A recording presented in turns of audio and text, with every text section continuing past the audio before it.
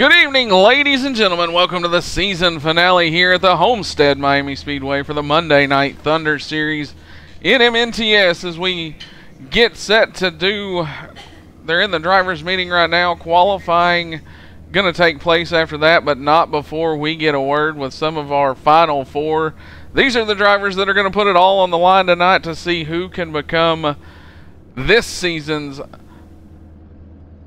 champion for the truck series. As we're gonna get a quick word with the driver there. Give me 1 second. There we go.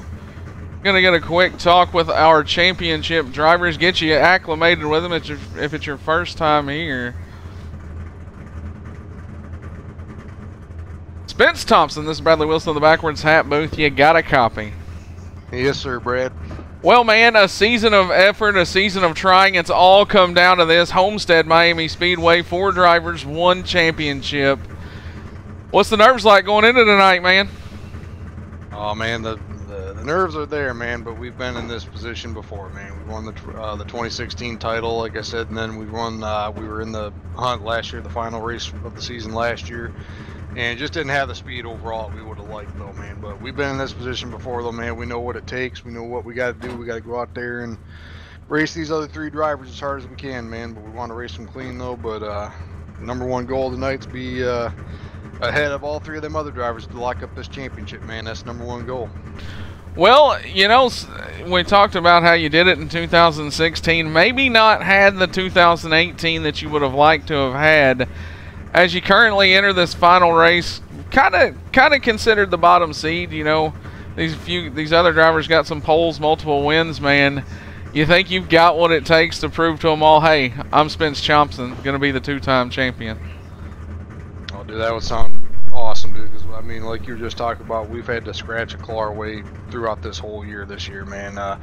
Coming into this year, the way that the season started for this '89 team, man, I wouldn't have predicted that we would have made it all the way to the final 4 here, man. I figured we'd probably, you know, have a shot to hopefully, you know, be able to make the first round of the hunt, but it was going to come at a, you know, a heck of a price and try to, you know, like I said, scratch and claw our way to it and get to that point.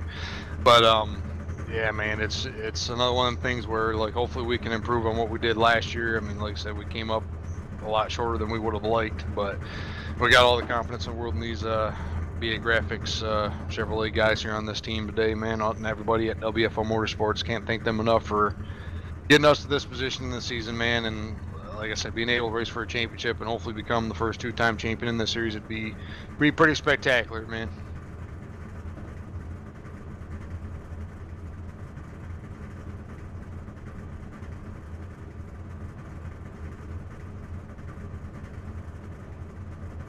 Well, man, real quick, I'm going to get an interview with the other 3 guys, but before we do, give me the Spence Thompson keys to victory lane tonight. What's it going to take? Well, it's definitely going to take a lot of patience. It's going to take, you know, taking care of the truck, making sure that you're there at the end. Hopefully probably some decent pit strategy maybe toward the end of the race wouldn't hurt somebody either, though. But that's going to be a few keys to the race right there, is just making sure that you keep your truck clean, keep it off the wall. Because you can see almost any time you get damage here at this place, man, it definitely seems to hurt the truck and the aerodynamics, and it almost makes it just push that much more off of the corner. So, #1 goal, keep it off the wall, keep it clean, and hopefully we can be there at the end and hopefully try to battle for this thing, man. Well, heck yeah, man. Well, we're going to let you go and get a word with the driver sitting next to you, but good luck tonight as you attempt to become the first 2-time champion here since moving over to the iRacing platform on Monday nights. Thanks, guys. Appreciate it. Once again, that was Spence Thompson. He is your 2016 Monday Night Thunder champion, going for 2 overall tonight here. But the guy sitting next to him, Joe Burchett. This is Bradley Wilson of the Backwards Hat Booth. You got a copy? Yes, sir. Well, Joe, you come into tonight looking for a title. Like I told Spence, 4 drivers, 1 title, man. It's been a long season. You know, started back in February. Here we are in November. Tell me a little bit about the season so far and what you think are going to be the keys to victory lane tonight. For the '83 Swamp Dust Toyota this year, it's been a very up and down season. We were lucky, to get our first win at Dover early in the season to kind of help us and just kind of get through that summer swing with as minimal points damage as we could. Kind of got to the road courses where I shine, the most. I was able to pick up, I think, 2 of the victories there, and then we nicked one at Charlotte right there at the regular season finale. So, we're looking to kind of carry those 4 wins and momentum into this one. Homestead seems to be a decent track for me. It's not the greatest, so we're hoping to kind of pull a rabbit out of the hat and see if we can take it to Spence and Mogard and Zach. Well, man, some people I've talked to throughout the garage area tonight and even leading up to this thing have said that even though your hunt has not went exactly the way you'd probably liked it, Joe Burchett's going to be one of the heavy favorites to look at tonight. Do you feel that way yourself? Maybe like you have an edge, or is it just you think it's up for anybody right now and it's all up for grabs?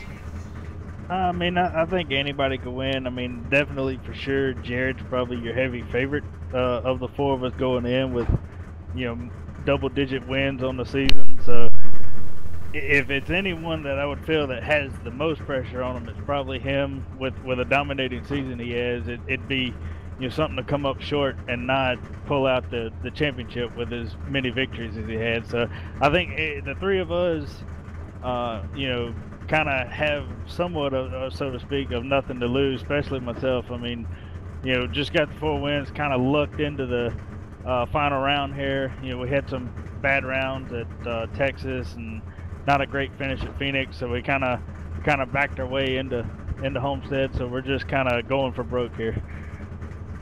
Well, man, like I said, you won Dover and won it pretty handedly. Some people say that this place, not exactly like Dover. It's a little bit bigger, and it's got its own characteristics with the progressive banking. But it's one of the tracks that is the closest to Dover. Do you feel like maybe that holds true, and that there could be a slight edge there? Maybe people have said it. With Miami and Dover being similar, hopefully, that is the case, and we can get up front and lead this thing. But you never know. With it being a final race, I think everybody's going to really want to showcase their talents going into next season. Even the non-4 or everybody else not going for the championship is going to get up front and want to try to lead. So, I think you're going to see guys that aren't just the 4 of us running. That let's see. I think, it could very well be a non-chase guy that wins this race. One more question, I'm going to let you go. Stage points up until this point have been huge tonight. Man, it's just all about who's going to finish the highest is going to take a championship home. Does it kind of change the mentality and the way that the race is going to go, and how would you attack it? Yeah, I mean, with the stages, there's nothing really to gain here from the stage points. So it's mainly going to be looking at strategy from the other 3 competitors. You're kind of just going to base your strategy off of, how they come in, what all they take. You kind of just have to watch the other 3. It's mainly who you're racing tonight. Well, man, great job throughout the 2018 season, and good luck tonight as possibly being crowned our next Monday Night Thunder champion. All right, thank you, man. Once again, that was Joe Burchett, driver of the number 83 Swamp Dust Seasoning Toyota Tundra. You see him there. Now we're going to pull up the man who's got to be one of the heavy favorites coming into tonight, Zach Linger, and this is Bradley Wilson in the backwards hat booth. You got a copy? Yes, sir, I got you.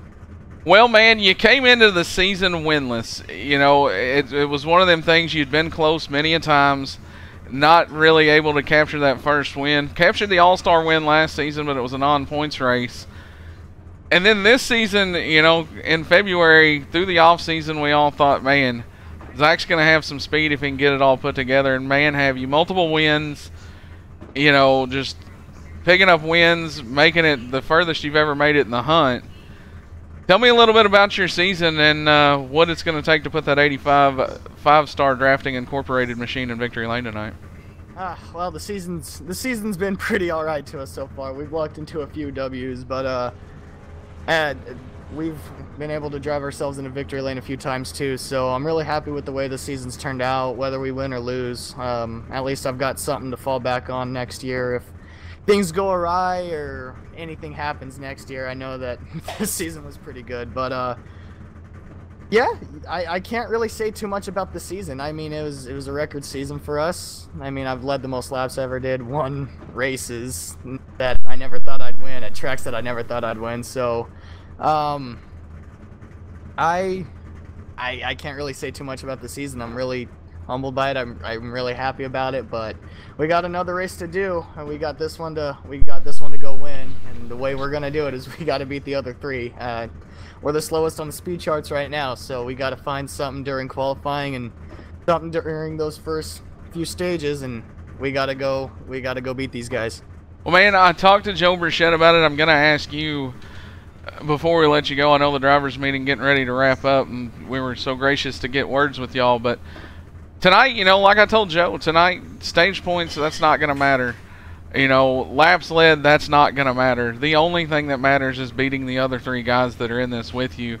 Does that kind of change the mentality of how you're going to attack this race tonight and how you've prepared for it, or is it just going to be lay the wood to it and go for broke?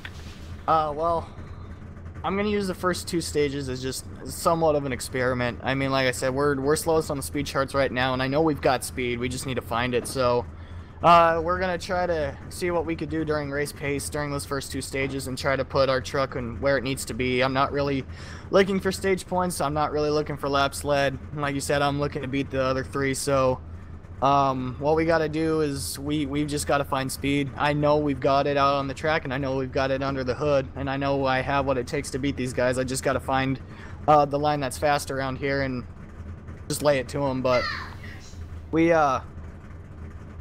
that's pretty much what it is. Just the first two stages, we're just gonna kind of lay under the radar, try to find what we've got, and as soon as we find it, we're just gonna go for broke. Well, man, I know this whole weekend means quite a bit to you, as we're gonna honor the memory of your grandfather tomorrow night with the second annual Robert Lindgren Memorial Race. Tonight, you know, does it kind of weigh in the back of your mind and, you know, and linger there that you're gonna go out and get one for Grandpa tonight? Yeah, it always does. I really want to get one, especially on the Memorial Race. I'd love to win one tonight, and I'd love to bring it home in the trucks, but I'd also love to go in tomorrow night and do the same thing in the Cup car. But like I said, we've got tonight to focus on. I'd love to put it in a victory lane and finally get that elusive first championship and get one for Grandpa, but we still got 134 laps to do, 134 laps to go, so that's the main focus right now. I've got it in the back of my mind, but that's the main focus right now. Well, man, I know if anybody's going to get it done, it could possibly be you. Congratulations on a great season, and good luck tonight. Awesome, sir. Thank you. That was Zach Lindgren, driver of the number 85 WFO Motorsports machine, and now we're going to pull up our final driver. He came into tonight your regular season points champion, 13 wins on the season. Jared Mogard, this is Bradley Wilson in the backwards hat booth. You got a copy? Yeah, we got you. Well, man, 4 drivers, 1 championship. You've been the man all season long. 10+ wins on the season. You know, accolades galore. Take us the rest of the night to list off everything and every stat that you've pretty much owned this year. Tonight, as I was telling Zach, those stage points not a factor. It's just you and 3 other guys. The highest finisher is going to be our track champion, or our season champion. Does it kind of change the way you attack tonight a little different, or is it just going to be lay the wood to it and see where it comes out like always? Yeah, I mean, it's a little bit different. You know, like you said, there's no points or anything. It's just, you know, I think there's 24 or some guys here tonight. So, I mean, there's 24 trucks, but really we're racing 3 other people, like you said. So, just, you know, try to qualify good and stay up there, you know, until about the final stage and give her and see where it all ends up. Well, man, like I said, accolades galore. What, you know, if you could bottle it up into a few sentences, what's been the secret to your success so far this season? You know, I don't know. It's been a good year.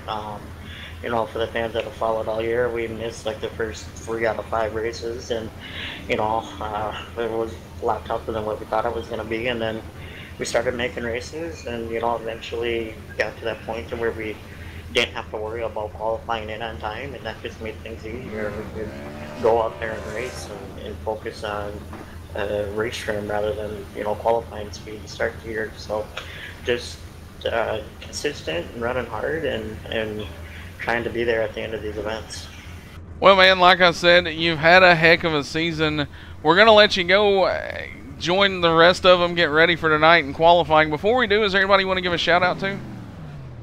Yeah, I gotta give a shout out to my team, Coach Kaufman Racing. Just started it this year, and it's been a dream year to start. It's gonna be hard to back it up in years to come, but it's been fun. And I buy Power Computers, TDS Internet, Nick Kaufman of Kaufman Racing Graphics, and Twitch Race Reports. And I'm just gotta thank all the fans and thank you guys for everything you do for this league and the broadcasts when they've been available. It's been fun, and good luck to the other 3 guys. We're ready to go race here and see where we end up after 134 laps. Well, sir, good luck tonight in your pursuit for a championship and to become our next Monday Night Thunder champion. And like I said, it's been a pleasure this year, man. You kept it exciting, multiple wins, and looking forward to seeing what you can do with the field tonight. Thank you, guys. I really appreciate it. Once again, that was Jared Mogard. He was your regular season champion as you see him burn it down just a little bit. Maybe a little practice for tonight. Throwing the gauntlet down nonetheless. I'm now joined up here in the booth by the one, the only, the Iceman, Ryan Daniels. And we've got a special pit reporter tonight, Terry Perry Mason. Gentlemen, what do you think we're going to see tonight as we're going to crown a champion? I definitely think we're going to see a lot of good racing, especially out of these top 4, because the highest one that finishes takes home the big trophy. So, there could be some beating and banging, or it could be some pit strategy that can come into play later as the race unfolds. It's going to be an interesting race. Well, I definitely feel like you're right, as right now qualifying is going to take off. Folks, we're going to, I noticed that we may have a little bit of technical difficulties. We're still trying to get some things up and going. We're going to take it down for...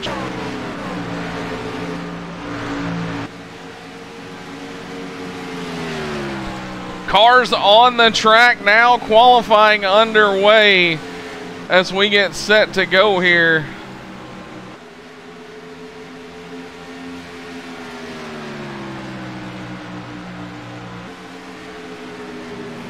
Time starting to roll in. Jared Beasley going to go to the top of the board, the MR Motorsports driver who's came on strong as a late, missed a big part of the season earlier in the year.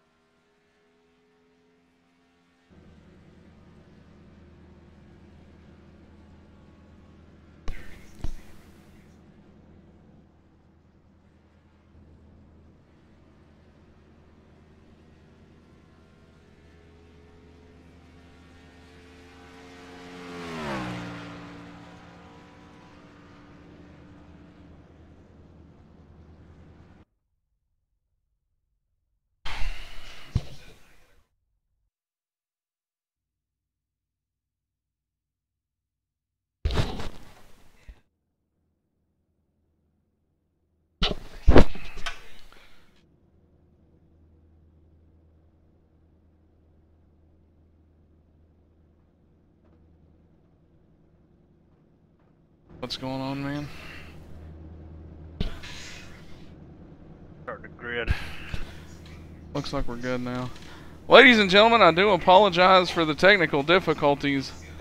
As we are back, you can hear me and Terry Mason talking about it. Looks like we are back. I'm not exactly sure what's going on. We continue to fix the issue.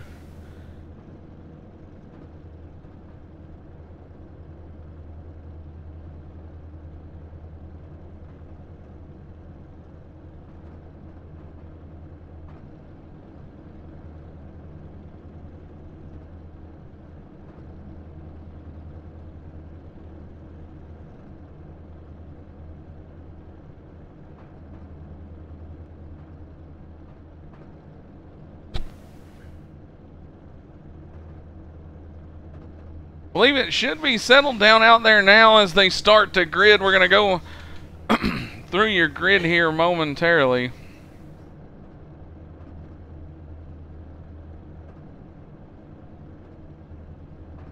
I said I do apologize for the technical difficulties.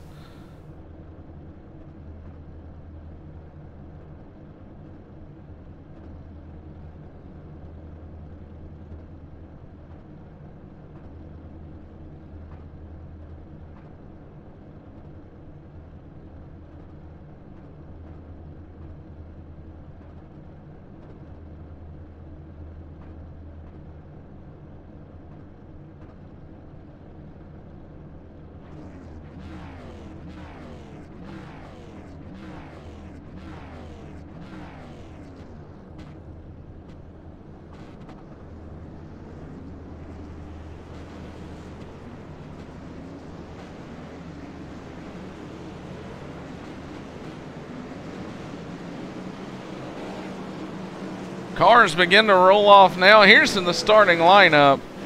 On the front row out of Alabama, the driver of the 24 car, that's Tyler Justice. To his outside is going to be the 15 fellow Alabama driver, Jared Beasley. Inside row number 2, there he is, the first of the 4 Hunt drivers biting for a championship. That's Jared Mogard. To the outside of Mogard will be the 25 truck of PJ Popham. 1 row back from that's where you're going to find Zach Lingren in the 85. To his outside, he'll have the 30 truck of Brad Cross. Next row is going to be the 5 truck of Jason Alexander. To his outside, the 96 truck of Jared Washon. Here we go, folks. Pace car is going to get ready to make that hard left. Green, green, green. Green flag in the air. The championship race is underway. Beasley and Justice going to be side by side going into turn number 1. No clear advantage. Justice now going to work the bottom, pulls out about a half a truck length. Beasley slides down behind him, thundering down the back straightaway. 134 laps, lap 1. Who's going to lead it? I'm going to put my money on Tyler Justice. If I was a betting man, Tyler Justice would probably be who I'd have. Terry, we talked about a lot of things pre-race, man. What's the vibe you're getting down there on pit road as, you know, this thing starts to play out? I've been walking to the top of the chase contender and crew members that things warming up, staying prepared, crew chiefs not being able to give me any plans on what they're going to do. They don't want to spill the beans in their competitors. But it's all serious down here today. No games. And definitely so. Game face is on. It's a championship as it started way back in February. These drivers going to see who can vie to be the next champion. Of course, Tyler Justice, Terry, out front right now. He's your defending series champion and the defending winner of this race. I heard a lot of folks talk about if he showed up tonight, you could almost bet that it was going to be the Tyler Justice show. And right here, coming to close lap 3 to lap 4, definitely looks like they could be right. Yeah, I mean, he started on pole, jumped up to the lead, and everyone kind of single file behind him right now. And he's pulling away just a little bit from second place, Jared Beasley. is definitely on the loud pedal right now. Beasley going to try to track him down through 3 and 4. It's all Tyler Justice. Justice, Beasley, Mogard, Popham, Lindgren, your top 5.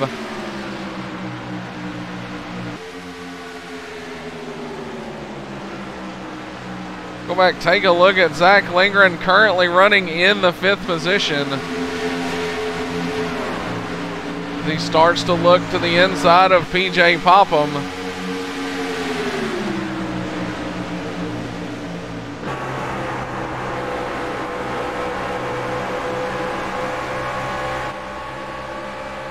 Zach also carrying one of the tech cams along with the many other cameras.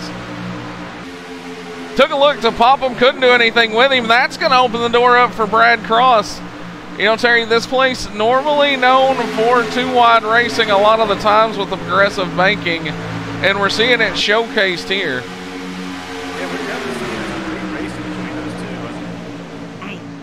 I'm sure the top 4 like to see those guys side by side just a single file. Maybe they can pull away from Zach and Mogart to put a little bit of distance in between them. We go on board the 85 truck, looking back from the gearbox cam as you look on to Jared Washon. He did fall back a position to Brad Cross. I believe we were having some mic difficulties with Ryan Daniels. We may have it all lined out. Ryan, you got us? Yes, I do. Well, Ryan was making his way up to the press box. As a matter of fact, he still is. But, man, already 2-wide racing, Ryan. How long do you think these guys can keep it up before these tires start to fall off? It'll be interesting to see as far as the tire fall off goes. I had the opportunity to turn a couple laps in practice with these guys. These trucks are really tight, really quick. I'm just kind of going through the field right now, kind of looking at the start of, I guess, the 3rd pack, where the 3rd and 4th place positions in the championship, Spence Thompson and Joe Pritchett are battling for 8th and 9th right now. We're definitely seeing battles all around. There it is, folks. As those are spot 3 and 4 in the hunt. For Just a little bit right in front of me going down the front stretch. Kennedy going to keep it going, but we're talking, it's Joe Brichette, Spence Thompson right now, Zach Lindgren, all your hunt drivers inside the top 10. All 4 of them up there fighting for a position. You know, how careful do you think you got to be, Ryan, if you're Spence Thompson, Joe Brichette right now? Because as we've seen in the past, the trucks start to work, the tires wear. Before you know it, somebody get loose in front of you and you're in trouble. Yeah, I mean, if you're Spence Thompson or Joe Pritchett right now, you're thinking big picture. You know, these guys probably aren't going to push too hard, too early. They can see Zach Lindgren right in front of them, but obviously the big target is going to be that one machine of Jared Mogard, who's right behind the leaders right now. But obviously, it's still a long ways to go in this race, and I don't think Spence, especially, and probably Joe, either will be pushing too hard this early in the race. So a lot of time left for them to try to make their move on the 1 car, Jared Mogard. Yeah, I'd say you're probably right. As everybody just going to try to file in here, let things happen. We'll see how it starts to shake out. I think we might have a battle for the lead in turn 3, by the way. 3 wide for the lead, as a matter of fact. 3 wide for the lead. There it is. Mogard to the back bumper of Beasley. Justice going to almost scrub the wall just a little bit. Changing of the guard up front, and it's Jared Mogard to second.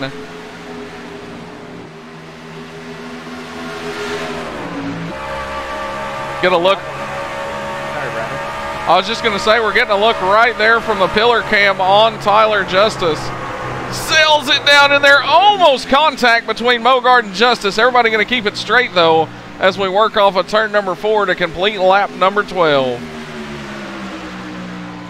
Yeah, still side by side there. The one machine of Mogard to the inside with Tyler Justice to the outside. And it looked for a moment there that 3 and 4, the outside was the place to be by the time they got on the front stretch. But I think the bottom might still be the place to be as it looks going 1 and 2 with the 1 car closing in on the 15 once again. There's a good look at Tyler Justice. Like I said, you can't say enough about Tyler Justice's 2017 campaign that earned him a championship. Now out there trying to prove why he was the 2017 champ. like I said, he dominated this race to do it last year. A lot of people have him picked to do the same tonight. However, right now it's all teammate Jared Beasley and Jared Mogard. Yeah, those two have dominated up front so far, but Tyler has also led a bunch of laps and did lead every lap, I do believe, up until that point where both Jared Beasley and Jared Mogard were able to get around him, and now it appears that the 24 is having a little bit of trouble keeping up with those two. Tyler falling back, maybe saving a little bit of tire. Terry, what's it look like from down there in the pits? Everyone's getting crew guys are practicing 5 on, 5 off. You guys are ready for the first pit stops. Everybody's, I'm sure, anticipating. You know, Terry, I talked to some of the drivers. I'm sure you did as well. Pit road here is a lot different than most places you go, as the access road is long, and you can definitely, you know, lose a ton of ground there. Was that a big concern coming in for a lot of these drivers?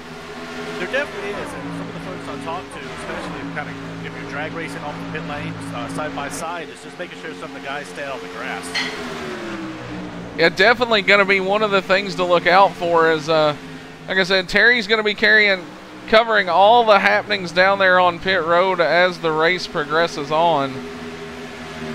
Right now we've got a battle for the lead. Zach, or not for the lead, but meanwhile for the top 5, as Zach Lindgren's ran Brad Cross back down. Joe Burchett in tow, and it's Spence Thompson right now, the driver of the 89 car, or truck. It's dropped from come up from the 11th starting spot to 9th. You know, Ryan, you've got to think Spence Thompson's been here before. He's seen the dog and pony show. You know, maybe just biding his time right now, saving his stuff. Yeah, absolutely. I would say somebody like Spence Thompson is going to spend quite a lot of time in this race doing just that, saving everything that he's got for the very end of this race. And on the flip side of that, you look at Jared Mogard, who is now taking the lead away from Jared Beasley.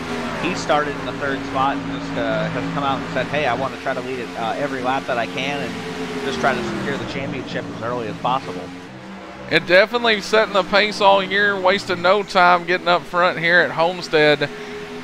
As folks, it's 19 laps of the 134. It's 116 to go as we continue on here.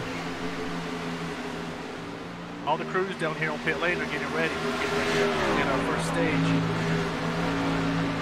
Stages tonight are going to be... I was a little late getting to the track tonight. What are the official stages, Terry? I have not heard. I just have race control say pit lane was open a few laps ago, and they just took the white flag. All right, man. There it is. That's going to answer. That answers the question. It'll be lap 20 and 40 tonight. Jared Mogard's going to pick up stage 1, although, like I said, stage points not a factor tonight. It's all about where you finish. And so far, Ryan, Mogard's got that one car in the win looking good. Yeah, absolutely. Jared spent a number of laps there fighting off both the 15 and the 24, but after the end of that 20-lap run, Jared Mogard looked to have the best car up front of anybody that was able to stay up there, and the only other driver that was really very noticeable in terms of the championship as they were coming through the field was the 83 of Joe Burchett. Started in 10th and worked his way up to the 5th spot after just 20 laps, so it'd be interesting to see after these pit stops how that sets him up to try to battle for the against the #1 machine without, or to see if Jared's going to dominate the night or if any of these other chasers will have an opportunity to get up there and battle for this win. Well, you know, the past couple weeks it's been the Jared and Jared show with Beasley and Mogard exchanging blows and wins, and tonight it definitely looks like the 1 and the 15 could be the trucks to beat.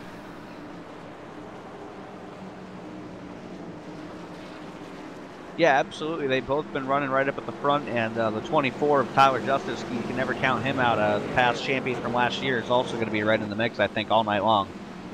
So I've just been notified the official standings of stage 1. We'll get to that in just a second. Terry Mason, they're coming to you, brother. I see them coming. I'm in the #1 pit stall right now. Pit crew guys are on the wall, ready to jump, ready to put 4 Goodyear Eagles on this truck piloted by Jared Mogard and fill it up with some NOCO fuel. And the crew members are over the wall. Pit stop's underway. Looks like Beasley from up here might have missed his pit box just a little bit.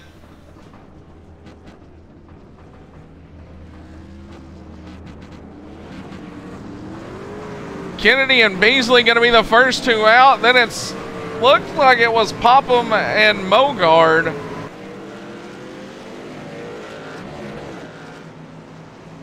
Looks like Mogard actually do have Popham. I'm gonna go talk to his crew and see how he's able to get in and out so quickly. Definitely a stop. It looked like John Kennedy could have missed his pit box. I saw him make a swerve. He didn't. Going to bring the 42 truck back down, I believe. Beasley going to bring the 15 down as well. Ryan, it looked like Beasley couldn't get it centered up for the Jackman and had to eventually just end up abandoning that pit stop. Going to bring that 15 truck back down. That's going to be costly for a guy who's been no lower than the top two all night. Yeah, absolutely. It's one thing to be up front and leading the groups of trucks. It's a complete other when you get in the back and aerodynamics play a factor in your handling and all sorts of things. The 15 hasn't had to deal with that all night, and now it'll be interesting to see what how his truck reacts to it now that he's going to have to do so. But definitely a lot of jostling around in the pit box for the 15. Could have definitely had a problem with the jack, and they just had to come back and try to get the 4 fresh tires back on that 15 machine. Well, man, I know that you did some laps in our backwards hat production, you know, truck earlier today. How's the track feel out there? I know you're the only guy out of me and Terry and yourself that's been on the track. How's that setup? How's the truck feel for these guys?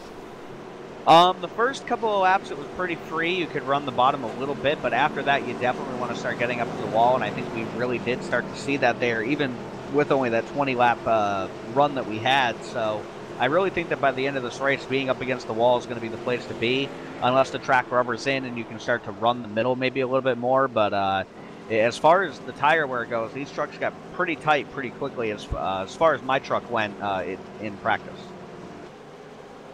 Well, definitely going to be something to keep in mind, as it's going to be PJ Popham leading us back to the green, but we're going to get a word with Jared Mogard. Actually, I said we were. It doesn't look like I have a radio channel for Mogard now. Probably part of the wanting every bit of concentration it can get. So, tell you what, looks like we're 1 to green. We'll let these guys get back down to business, but I'm going to let you call the restart, Ryan. All right, sounds good.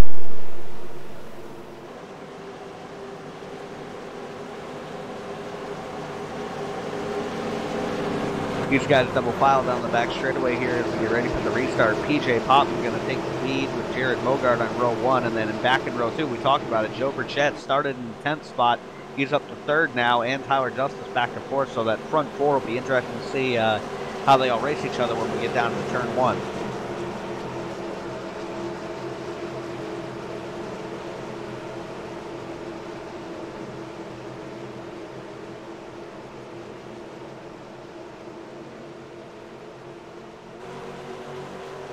Coming out of turn 4, it looks like the pace car is about ready to head down to the pit lane.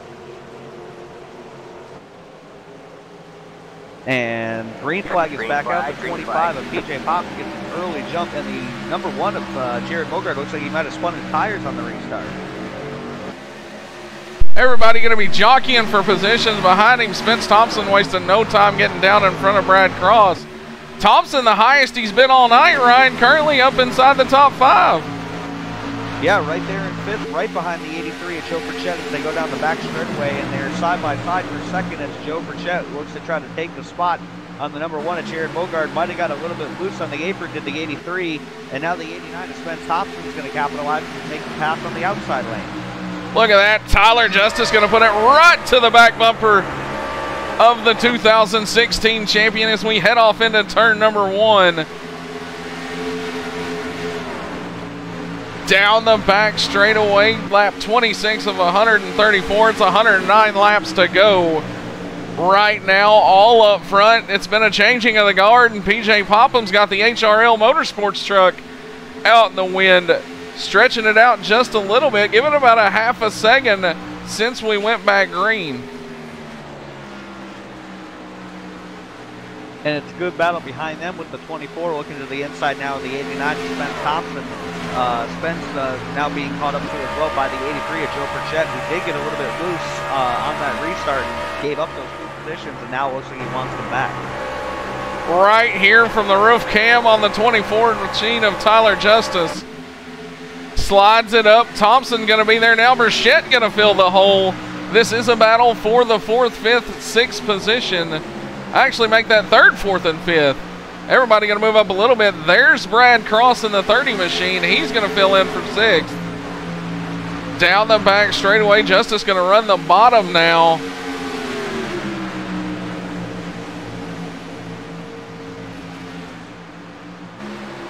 Ooh, he slides up, almost some contact there between the 24 and 83. Just a little bit. Now he's going to fall back in behind him. Brad Cross now going to put it to the back bumper of the 24. Tickles the tail feathers into turn 1. Ryan, 2 of the big movers in this field so far are Joe Burchett. He's up from 10th to 4th.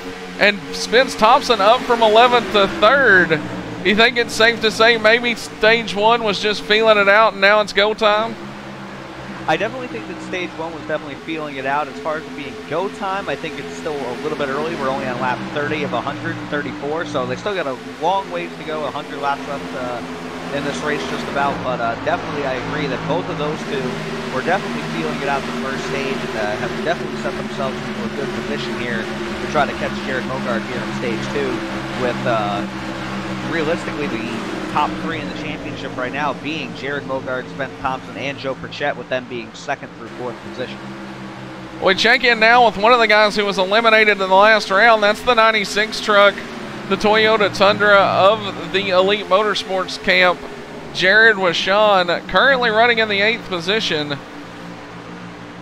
Got Blake Falone, who was eliminated after the first round, running right there behind him. Blake's had some strong runs this year. A lot of speed in that BB racing machine. Just kind of been snake bit when it counts. Ryan, definitely think that Blake could be one of the dark horses here to come up front late in the run, maybe give these guys some problems. Yeah, Blake could definitely shake things up, but we do have a caution out right now. I'm trying to figure out what's happening. Caution's going to fly. I'm not exactly sure. Looking at the track map, I don't really see. Spun on turn 4. Looks like it's going to be the 98 truck of Anthony C. Heavy damage to the tailgate. We're going to go back take a look at what happened to Anthony there. We'll rejoin this battle. Give me 1 second here. You're going to see it. Anthony runs the bottom. Oh, checked up to stay out of Craig Learman. Beasley going to make a little contact with the 98 truck, and around he goes. That's where you see the damage to the tailgate.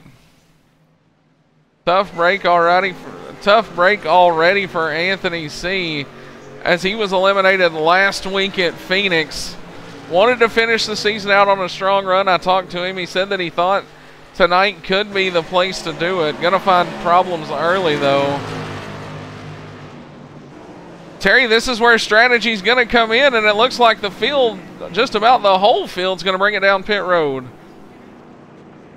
Actually, it looks like Mogard is staying out on the track. Jared Mogard, Brad Cross. I think our highest chase driver that's going to pit is going to be Spence Thompson. We'll run down to his pit stall real quick. Spence Thompson's going to bring the 89 machine down. Joe Burchett behind him. Brad Cross and Mogard notably stayed out.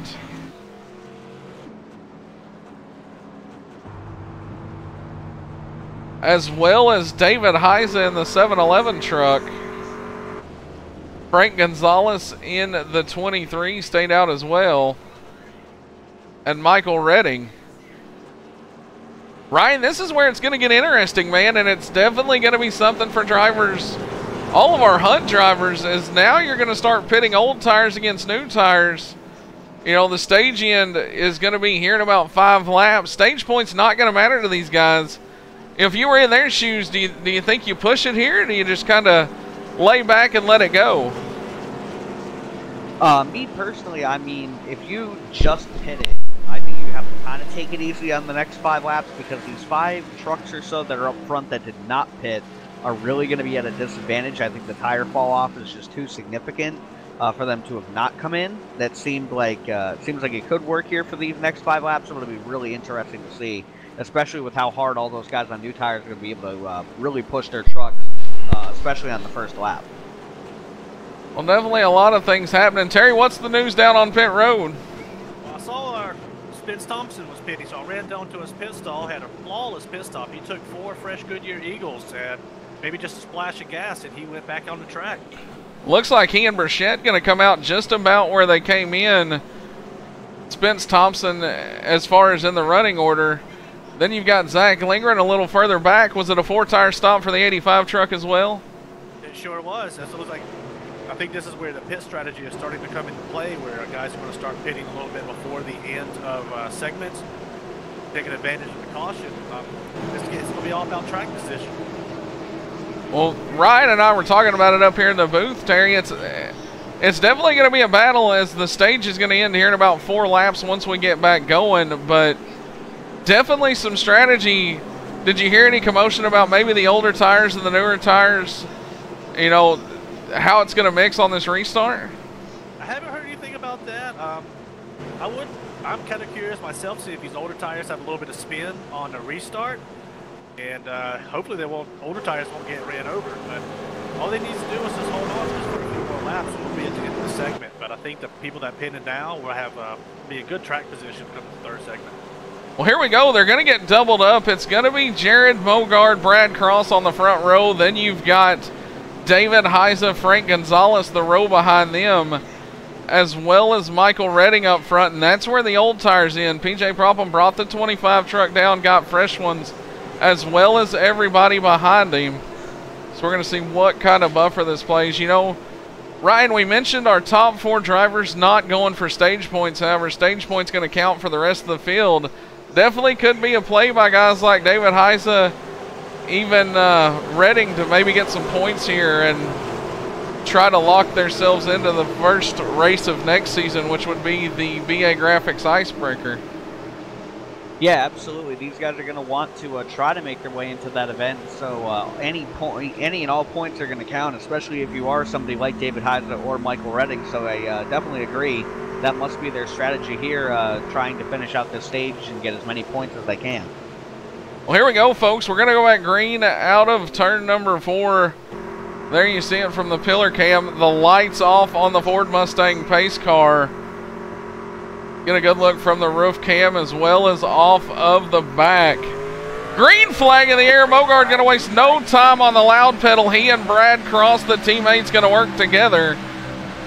They'll go side by side into turn 1. It's gapped out just a little bit.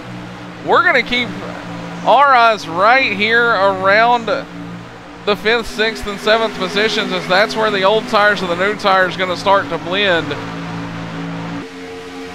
You got to think, Ryan, if you're Spence Thompson right now, you see what's going on. You know the strategy's being played, and part of you is just hoping, oh, there it is. Cardinale going to get loose. Spence Thompson avoids him. A great job by the driver of the 89 to get up, find that outer groove. But there's what we were talking about, Ryan. It's definitely one of those things where trucks can snap loose in a heartbeat. It happened to Cardinale there in 1 and 2. I'm just in shock. How did they not just wreck right there? At least twice these guys put 4 wide, 5 wide going into turn 3. Look at that. Zach Lindgren, Spence Thompson going to thread the needle. They're on the move. Blake Fallone going to be in the grass. Fallone going to take the Pokemon truck for a ride through the grass. Everybody else going to stay out of harm's way for the moment. But holy cow, we're going to take you up in the backwards half production blimp. As you were saying, Ryan, we were 3-4 wide. I think we're watching the last race, the last lap of the race. Can you tell these guys are racing for a championship just a little bit? Look at Joe Burchett. Oh, wreck behind him. Jared Beasley going to go around in the 15 truck. Actually, I thought it was Beasley. No, Beasley made it through. I believe it was the 59. I believe it was the 59 of David Levine, making a comeback start here to the Monday Night Thunder Series in the Me truck. Gonna go around, but man, we're gonna take a look at this as it happens. John Kennedy all over the back of David Levine. Levine gonna drive it down into 3 and 4. Looks like once again just kind of stepped out on him.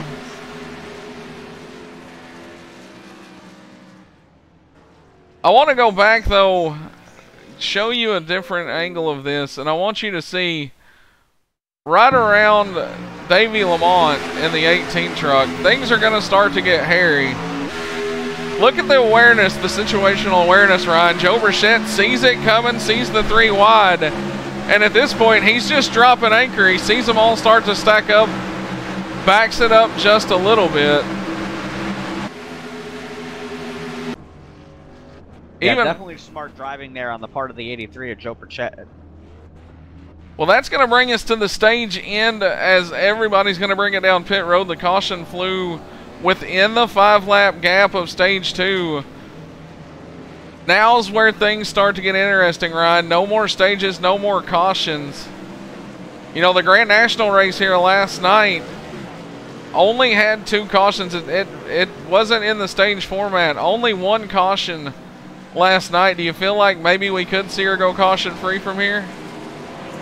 Oh, we definitely could, but with the different tire strategies and all the different hard racing we've seen throughout the racetrack and throughout this event, I really think it's going to be one of those things where we might be calm for a little while, but when we get to, you know, maybe 30 laps to go or so, these boys are going to really pick up the pace. I'll tell you what, we're going to pull up Zach Lindgren real quick, make radio contact with him. I want to see just what it was like from the cockpit of the 85 truck. Is it the time? Zach Lindgren, this is Bradley Wilson in the backwards hat booth. You got a copy? Yes, sir, I got you. Well, man, things definitely getting interesting on that restart. What was it like down there and trying to keep that truck out of trouble? Very much nerve-wracking. Very,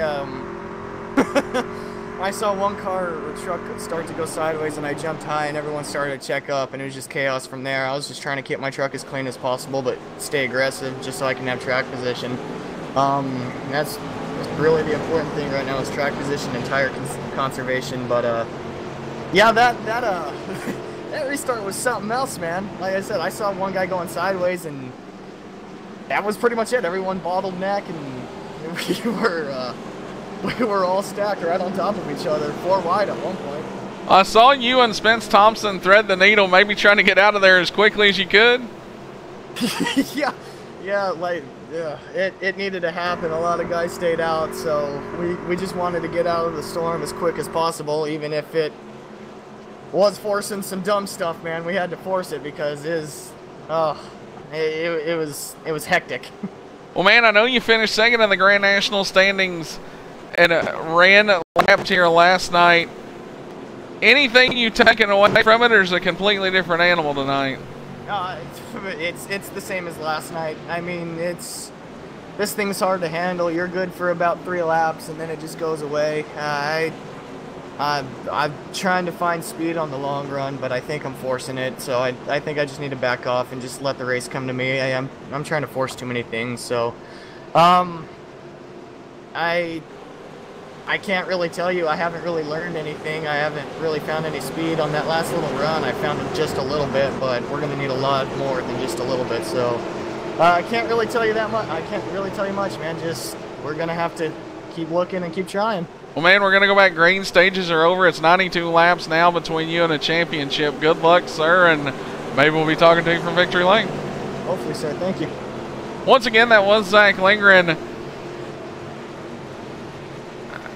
As looks like Ryan Daniels has been called away, we've gotten Terry Mason. We've taken Terry Mason from pit road duty up here, got you a comfy seat in the booth, man. What was that like from down there on pit road? All the cars were sideways on Green the flag, crew green members flag. jumped up and hoping their vehicles weren't involved in an accident, and very happy to see their vehicles pass down straight away unscathed. Well, man, here we are, green flag, 3 wide. You heard Terry Mason calling out first, 3 wide for just a second. Not wasting any time, Terry. It's starting to look like you'd be inside the last 10 laps, a little less 91 to go. Reminds me of Saturday night short track racing. Everyone's bugging up, competing and begging. No give. I'll take. No give, all take is right.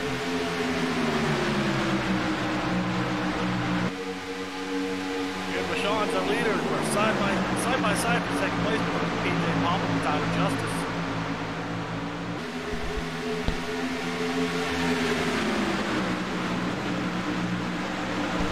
Battles continuing up front. You're getting a wide look at the field. There is Brad Cross in that 30 machine, going to look to the inside of Mogard. Meanwhile, up to 6th and 7th. Those are your Hunt drivers, Lindgren and Thompson. Cross and Lindgren now going to go side by side through 1 and 2.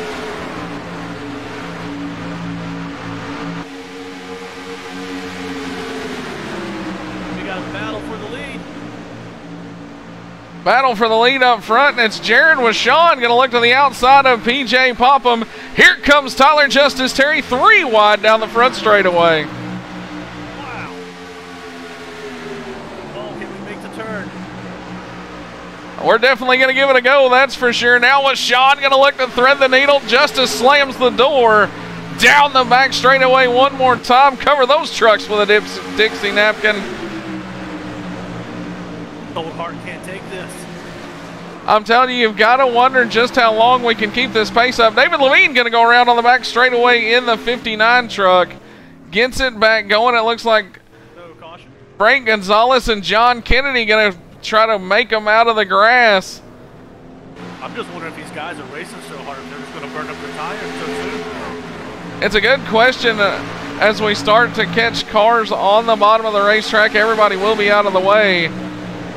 But man, look at the action up front. Tyler Justice going to go zooming by Frank Gonzalez. Ooh. Number 1 backed off just a little bit. Kentucky behind Tyler Justice. Holy cow, it's hot and heavy up here right now.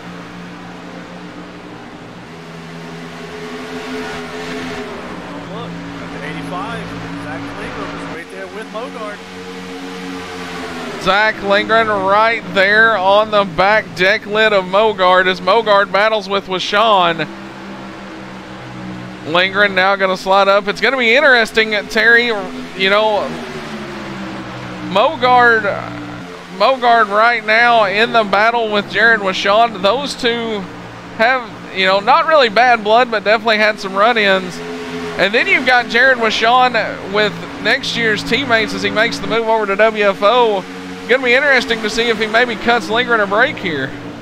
That's actually a very good point. Like you were mentioning earlier, you know, there has been some drama earlier in the season with some of these drivers, and you know, this is the perfect opportunity to hold someone up if you had to. You know, if someone rubbed you the wrong way earlier, you know, you're not going to really want to cut them any slack if they did you wrong. Well, as you see, Mogard Justice going to continue to battle on. Here comes Beasley to the inside of Spence Thompson. Beasley up front early. Terry looks like he's back on the charge, trying to make his way back up there. Yeah, he's had some pit strategy to overcome that pit issue he had when he missed his pits, and he's actually been on a heck of a run, dodging some incidents that were earlier on.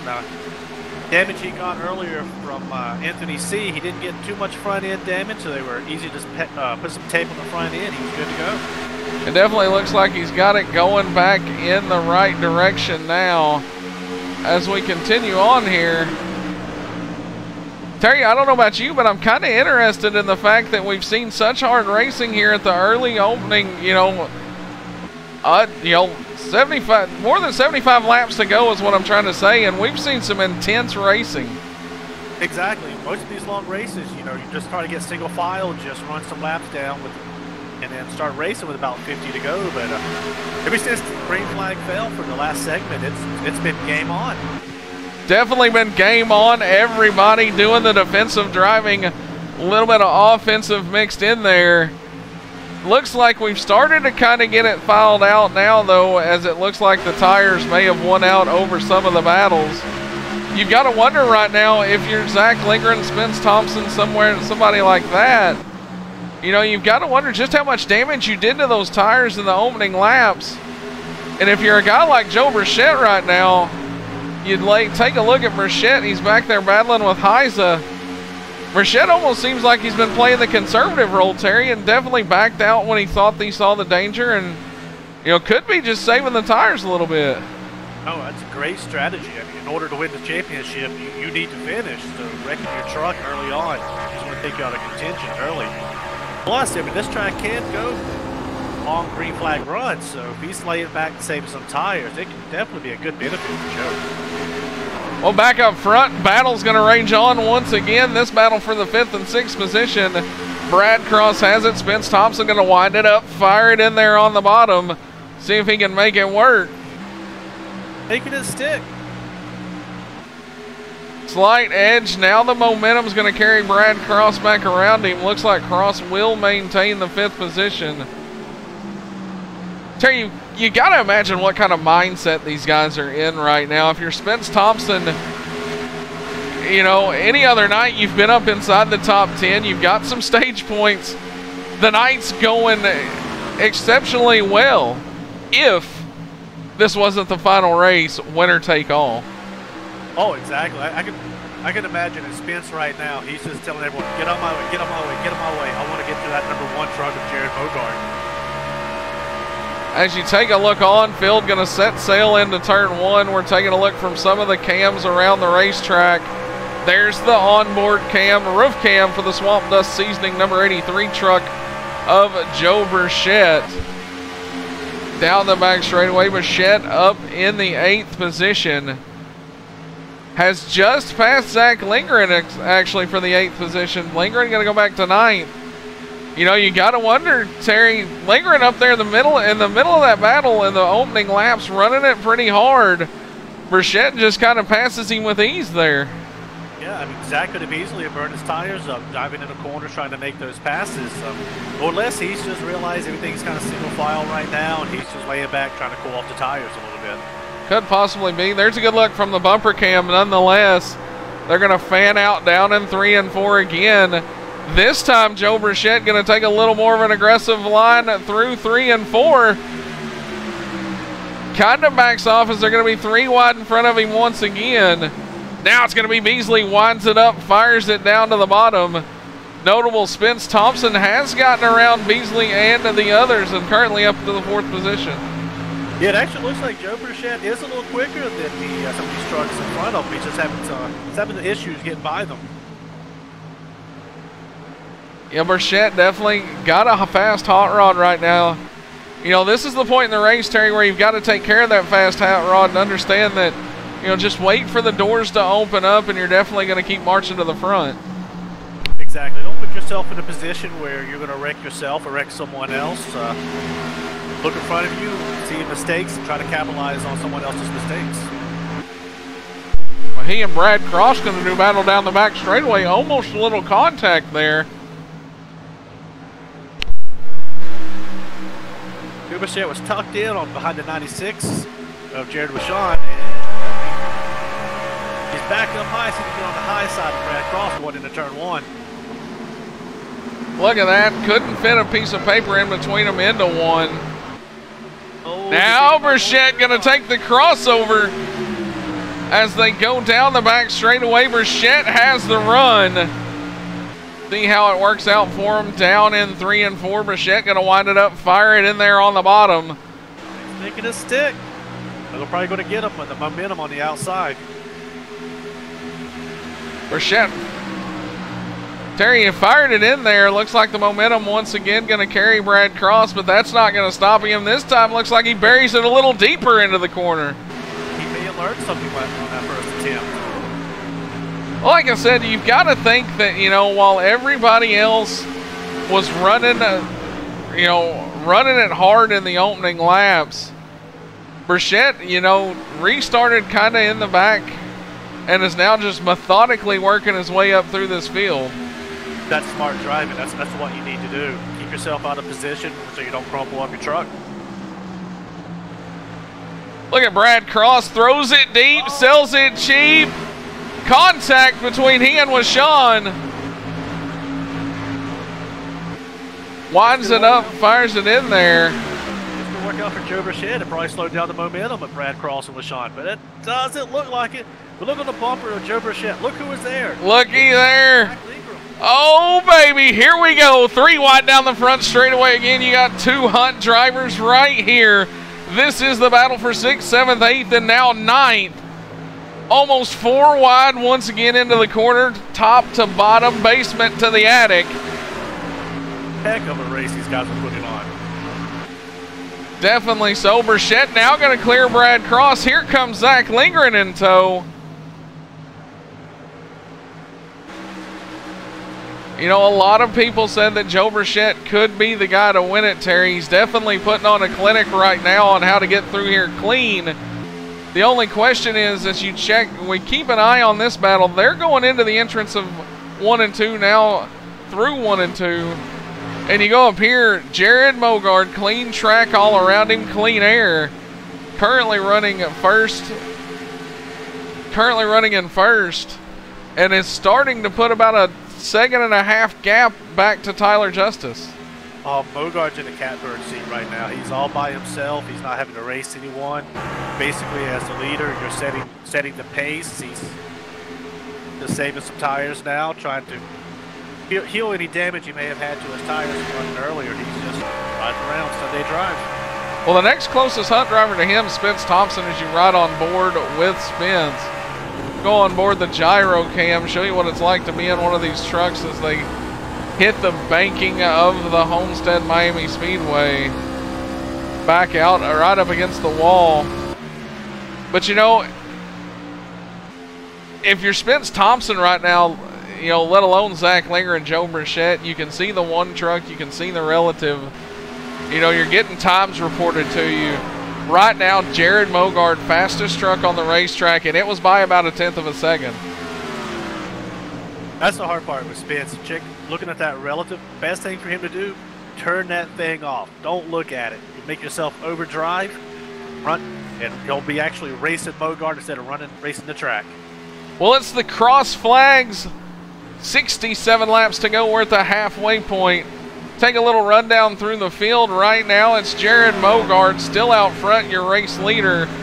Get a look back. There's Tyler Justice in the 24 cars. He does battle with PJ Popham. That's 1 through 3. Then you've got your second Hunt driver, Spence Thompson, currently in the 4th position, doing battle with that man, Jared Beasley, in the 15 truck. Go a little further back. That's where you're going to find Jared Washawn, as he is currently still in the battle with Joe Burchett and Brad Cross. So go ahead. I'm telling you, I cannot take my eyes off these 4 trucks right here. They are being a show right now. Well, and if you're Joe Burchett and you're Zach Lingren, like I said, you're currently all 4 Hunt drivers up in the top 10. Kind of spread out though, and definitely if you're Zach Linger and you're Joe Burchett, you're probably starting to already look for that pit strategy. Do we short pit? Do we stay out? You know, do we stay out, hope for a caution as tires start to wear off? But you know, right now, Terry, it's almost one of those things where if everybody's going to go left, you've got to be willing to be and be okay with going right. Exactly. I mean, you know, sometimes you have to zig when everyone else is zagging if you want to do something different to increase your position. Well, I was looking out in the chat, Mama Lingering out there cheering on Zach. Looks like we've got Will Ford out there as well in the proud sponsor of the 85 5-star drafting truck. Got a few others out there. Hey, if you're out there watching, let us know where you're tuning in from, how you're enjoying the show so far. It looks like we may have had all of those pre-race and early race issues figured out. Should be running smooth here, and just in time, because like you said, Terry, battles all over this racetrack. Oh yeah, I'm watching a heck of a one right here between David Heisen, number 711, and the 18 of Davey Lamont for 10th and 11th position. You know, Davey Lamont, one of those stories, came in, kind of filled in the 18 truck. It's been the developmental truck for WFO throughout most of the season. Lamont since then been signed to, you know, take over the honors in the 51 truck next year for WFO. One of those drivers that's definitely been slated as one to watch. Oh, definitely. I mean, you know, I've watched him race. I've raced with him a few times, and I think next year everyone better keep an eye out on number 18 and Davey Lamont, or 51, I believe. Well, there you see it. It's going to be the oil can Hancock's Quality Goods number 18 machine. You are correct. Next year he will drive the 51 as you know, the truck series is going to move to Sunday nights, make room for the Grand National Series. Brady Briggs was originally slated to drive the 51 truck next year. Brady unable to make Sunday nights, but will be in the Grand National car on Monday nights. But definitely, you know, a great opportunity for a driver like Lamont to come in, get some seat time in this thing, and get prepped for next year. Exactly. That's the best way to learn. Sit down, get some seat time, run against some of the best competitors out here on the NMNTS League, and that way you're more comfortable when you go start the 2019 season over at Daytona. And definitely hard to believe that the season's come to an end, but just as quickly as it's going to come to an end tonight, you know Daytona Speed Week's going to be right around the corner in just a few short months. So, but I definitely think after a long season, Terry, these guys are going to be ready for a break, ready to throw the gears in neutral. Oh yeah, don't be surprised if during the off season some of these guys go out and run some late models, just do a little fun racing. You know, because racers are racers; they can't sit for too long. Yeah, definitely a lot of things in the virtual world to keep these guys busy through the winter. Of course, one of the big things, Terry, and I know a lot of guys, Zach Lindgren ran it last year, is going to run it again this year. You know, the 24 hours at Daytona will be coming up before you know it. A lot of these guys taking full advantage of kicking their speed weeks off a little early with that. That is true. I think we have a couple of competitors in today's race between Zach Lindgren, Andrew Cardinelli, and David Levine, though. We're running the 24 hours last year, if I'm not mistaken. Definitely so, as these guys going to continue to battle on. Folks, we're just, you know... Oh! Cross going to throw it steep, sell it cheap one more time. Sean gets into the back of him. Oh! Look at the save by Zach Lindgren down the back straightaway. Got it a little out of shape. Able to bring it back. Going to cost him a lot of time. But definitely could have been a crisis averted there, Terry. That could have been Zach's race right there. That could have been his championship. Well, we've watched some aggressive battles. I want to go back, take a look at it one real quick here. As it was definitely, you know, we've been watching this battle go on right here. Brad Cross going to throw it deep, sell it cheap. Definitely aggressive slider. You see it there from the roof cam. Almost gets him cleared. You see Sean stay in it. Terry, I believe that was a little bit of a message then, like, hey, friend, I saw it happen, but I don't like it. Oh, I definitely saw that. And kind of when you look at the tailgate on number 30 saying I hit back, so we can see what may happen later on in the race. Well, that jumbled things up, and now it's going to give Davey Lamont a shot at Brad Cross. Lamont, of course, coming to us from the short track background. Definitely, I've talked to Davey quite a bit in the weeks, you know, leading up to this final race here. Said he definitely feels confident about his short track program. The mile and a half is really where he's going to need work. However, you got to think, Terry, a short track background right here tonight, we're seeing throwing it deep, selling it cheap, definitely could come in handy. I tell you what, for someone who thinks they need to work on a mile and a half, he is doing an excellent job. I mean, he is diving it in, making it stick. He's up to 8th position. Currently side by side with the 30 of Brad Cross at start-finish line. You know, Lamont started 17th. He's up to 7th. That's a 10-plus gain. Right now, that is almost going to make him the hard charger. you got some of the guys started a little deeper who have gained just as much. One of those is going to be the 22 truck of Andrew Cardinale. You see him there. Cardinale started 23rd, had to avoid Crisis early, you know, with that spin, but's worked it all the way back up inside the top 15. Terry currently running 13th. That's a great run for Andrew. Like I said, when we saw him get sideways earlier, we thought we were about to see one big wreck in the middle of 3 and 4. And Cardinale did a great job of saving the truck, hitting it back underneath him. Joe Burchett moved up a line, had to avoid it. Nonetheless, you know, heads up driving by both those drivers, and said Cardinale managed to work his way back up through the field, currently in the 13th position. Like we do have a battle shaping up for the second position, Terry, as now it's going to be Popham taking a look to Tyler Justice. Exited turn 2, Justice going to hold on to it. And Mogard is way up there. Definitely so. This is the battle for second, folks. They're going into 3 and 4. There's your leader, Jared Mogard, coming off of turn number 4. Laps winding down. You've got to think pit stop's going to be ahead of us. You know, if you're Jared Mogard right now, Terry, you've got the lead. You know, you've got it handedly at about 3 seconds, 3.5 seconds. Pit road and when to pit, definitely, you know. Yeah, I was kind of thinking the same thing if you want to start playing his strategy. I mean, Jared Mogard has such a huge lead right now. If he wanted to short pit, it'd be a perfect opportunity for him to go ahead and pit, get some 4 fresh Goodyear Eagles, fill it up with fuel, and I'm not sure how many laps you could make on a full tank of gas, but close. Look at this. Lamont and Cross going to do battle down the front straightaway. Lamont has taken over that position. Kind of swapped bumpers a little bit there.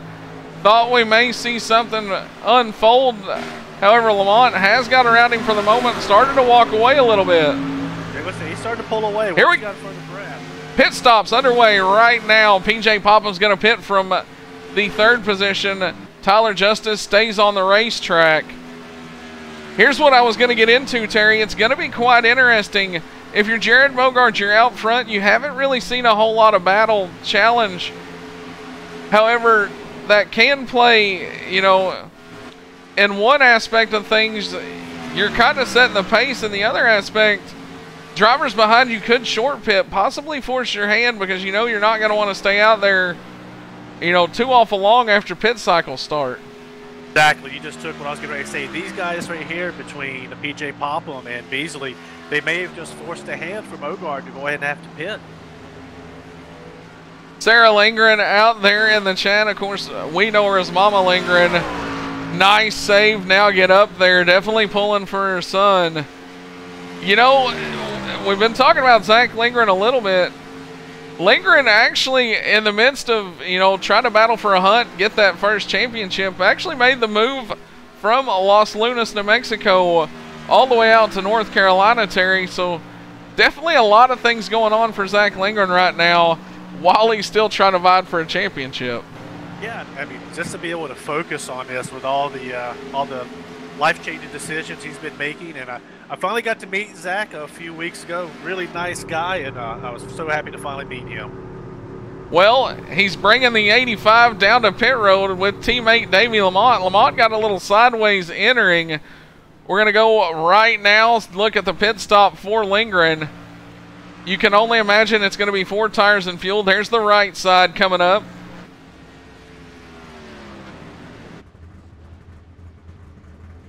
Left side's going on it now, cramming it full of Sunoco fuel. Down and away.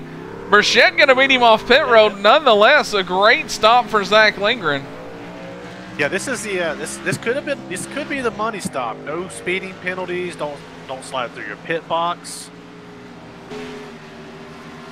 Well, there's Zach Lindgren coming off the exit of pit road. Jared Mogard going to continue to stay out and lead. Tyler Justice in tow.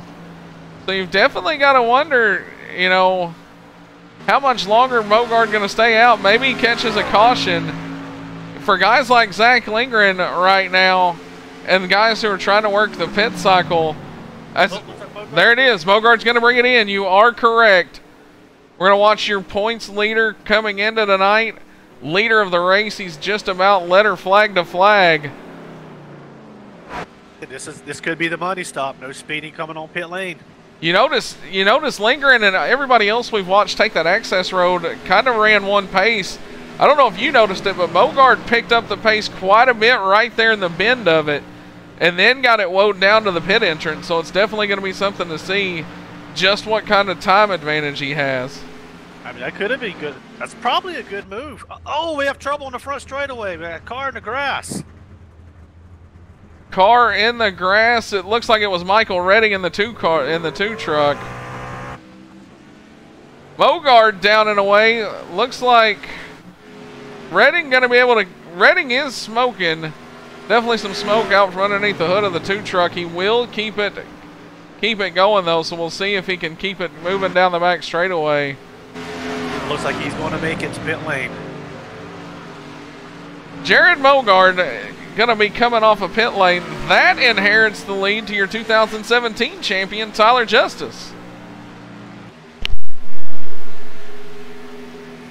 Yeah, if I'm mistaken, I don't think Tyler has pitted yet. Tyler was running with Bogard. Bogard pitted. Tyler stayed out, led the lap. You take a look, there's Tyler Justice. Jared was Sean right there running in second now through the pit cycle. Jason Alexander right there with him. These are all guys who have not been to pit road yet. And as I say that, here comes number 24, Tyler Justice. Tyler Justice, your leader. There was Andrew Cardinale, who's currently in the 4th position, going to pit with Justice as a whole new cycle begins. Justice going to get the 24 truck woed down to pit speed here. I believe it's 55 miles an hour.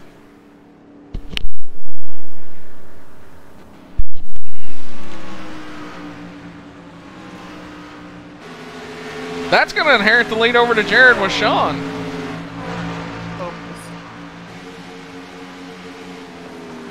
With Sean now going to bring it to pit road. Things starting to work out just a little bit. And I believe that's going to hand the lead over to the 59 truck of David Levine once we cycle out.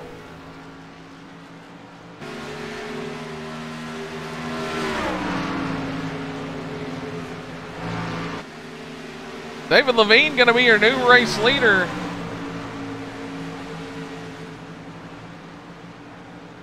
Looks like PJ Popham's going to be scored in second right now. We'll see how things unfold.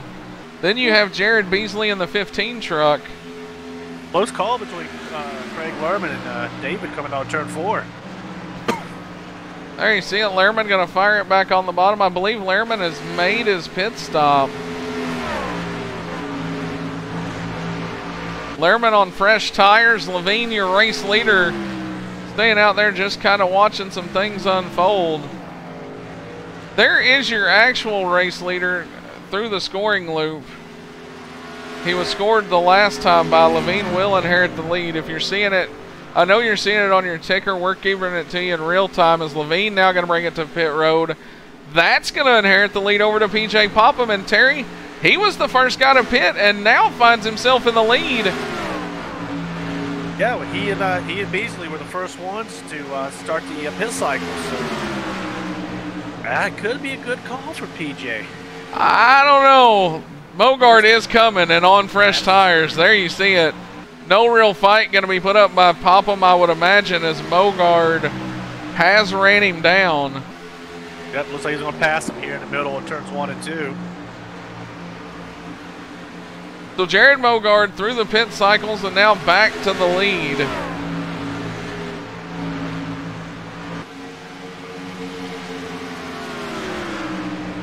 Driver just up in front of him. That's the other half of BB Racing. That's Blaine Fallone in the 21 truck, currently being shown 14th position, the last truck on the lead lap.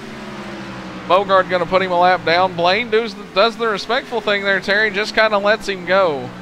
Yeah, it's very sportsmanlike when you have some of these guys out here running for a championship. Is just if you're a lap down, there's no reason to hold them up. Just pull low, let them go. You're riding on board the bumper cams of Jared Bogard.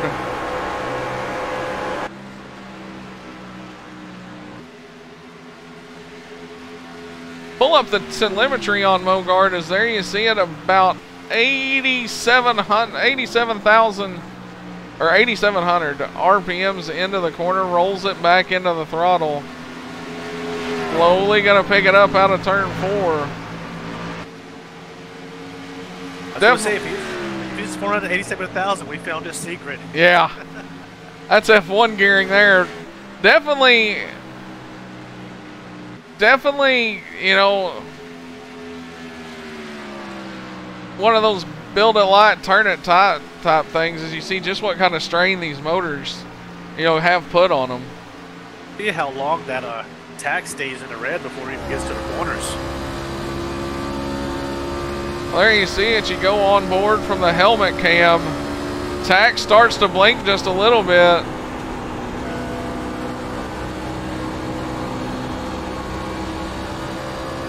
Good view from your race leader. The tach just slowly bounced there a few times, and then it's off the throttle and into the corner. Well, Jared Mogard continues to lead. The next Hunt driver is going to be Spence Thompson in the 4th spot, but he's going to do battle with Joe Burchett. This not only a battle on the racetrack, Terry, it is a battle between Hunt drivers. That's on the inside of Spence Thompson coming out of turn 4. And Spence will keep the position on the outside.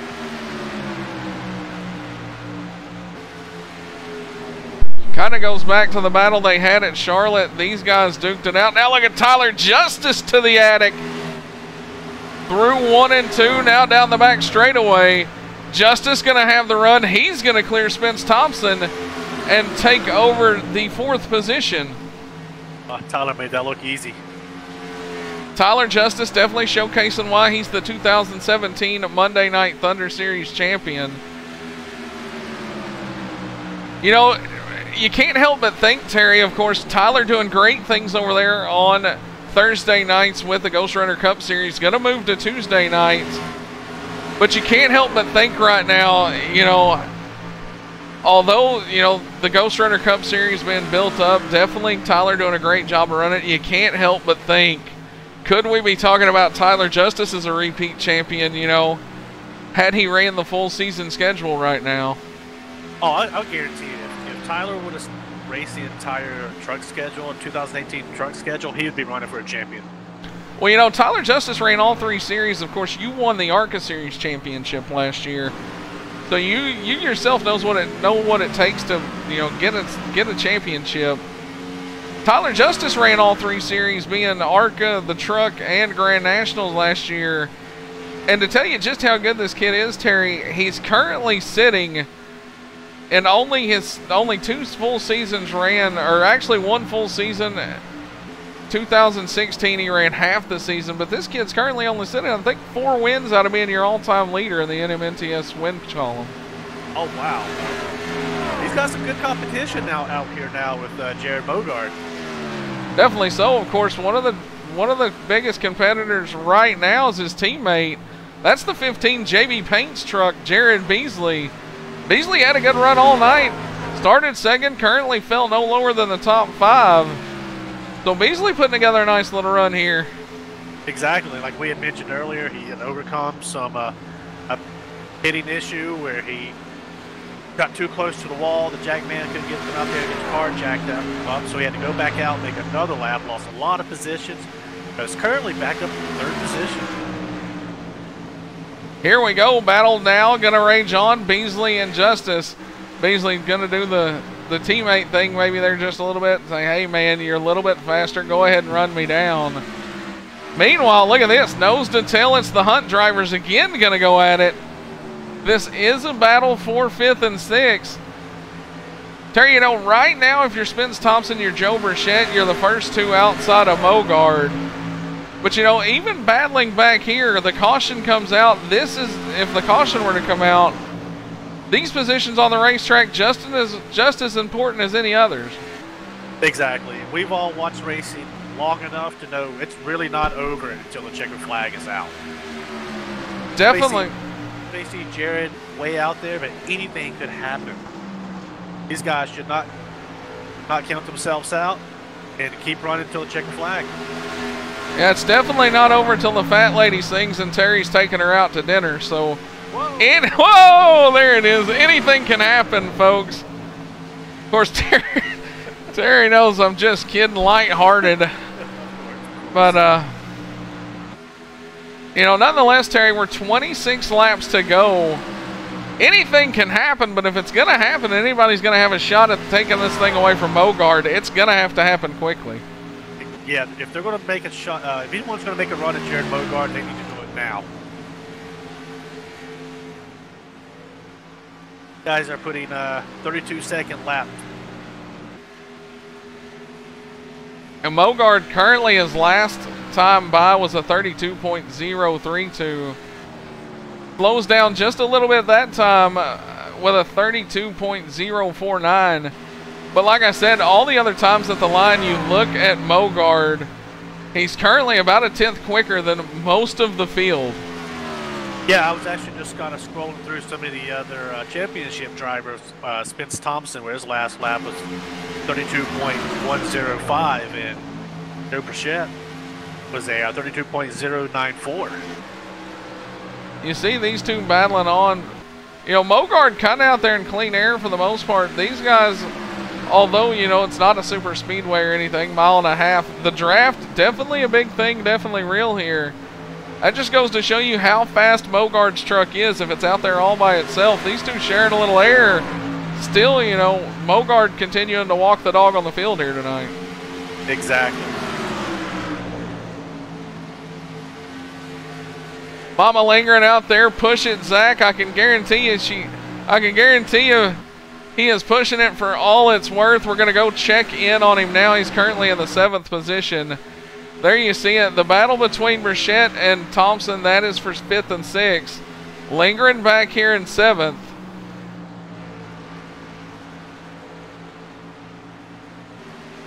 You know, I talked to Zach after the Grand National race last night, Terry, and, you know, he told me about the concerns tonight, about how he's just not really ever had a handle for this place.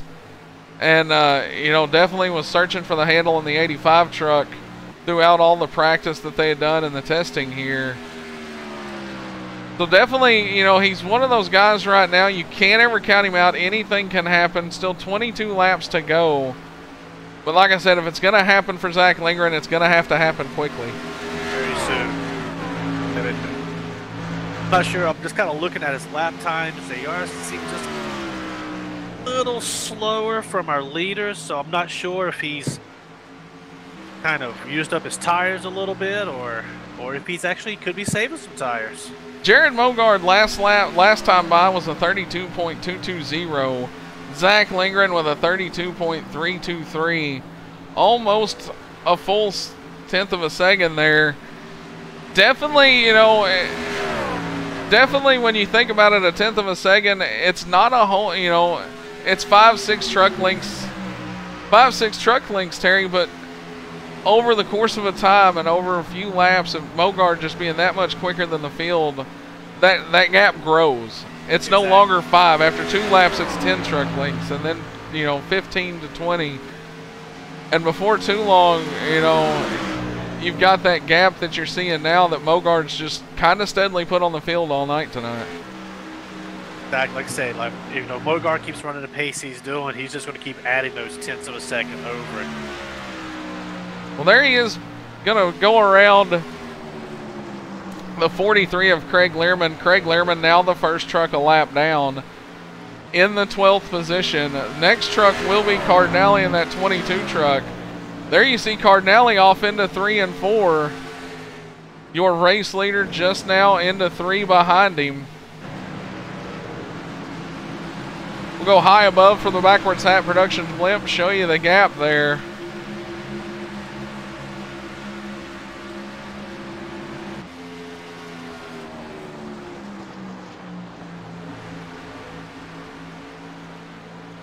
Laps winding down, 18 laps to go.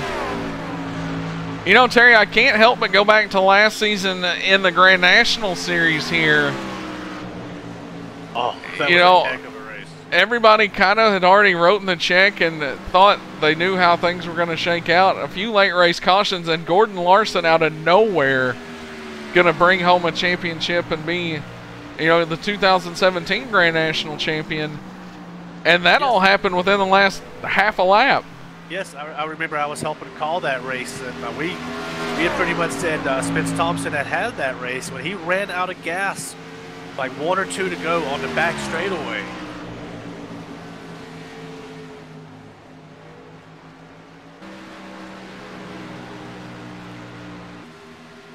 Bogard continued to set sail. We're going to take a little rundown here. There is PJ Popham, the closest truck, currently 4 seconds back. Then you've got Tyler Justice in the 24 truck, who is on the move but is running out of time quickly in third. Your next Hunt driver is Joe Brichette. He's currently in the 4th position, as there you see him just in front of 5th place Jared Beasley. 6th place is Spence Thompson. 7th place coming in to your screen right there, Zach Lindgren. So all 4 of your Hunt drivers still up inside the top 10, make it even the top 7 before you hit Jared Washon. Like we said, fell out after Phoenix, currently running in 8th, doing battle with Brad Cross again. Gonna kind of watch this battle as you saw Cross throw it deep, sell it cheap on Washon through the center part of the race. We'll see what unfolds here.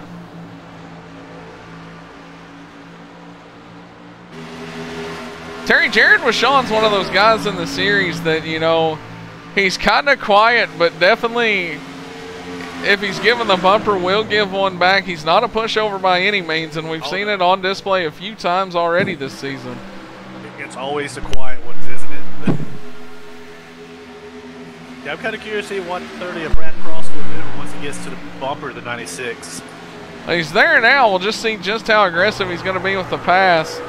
As you look on at the Elite Motorsports Plan B Sales Toyota Tundra of Jared Washon. A little bit further behind them is where you've got the 18 truck of Davey Lamont, started 17th, still inside the top 10.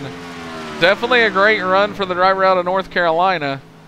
Go back 1 spot further. There's Andrew Cardinelli, the last truck on the lead lap. And you look, Cardinelli into 3 and 4 right now. Right behind him is your race leader, Jared Mogard.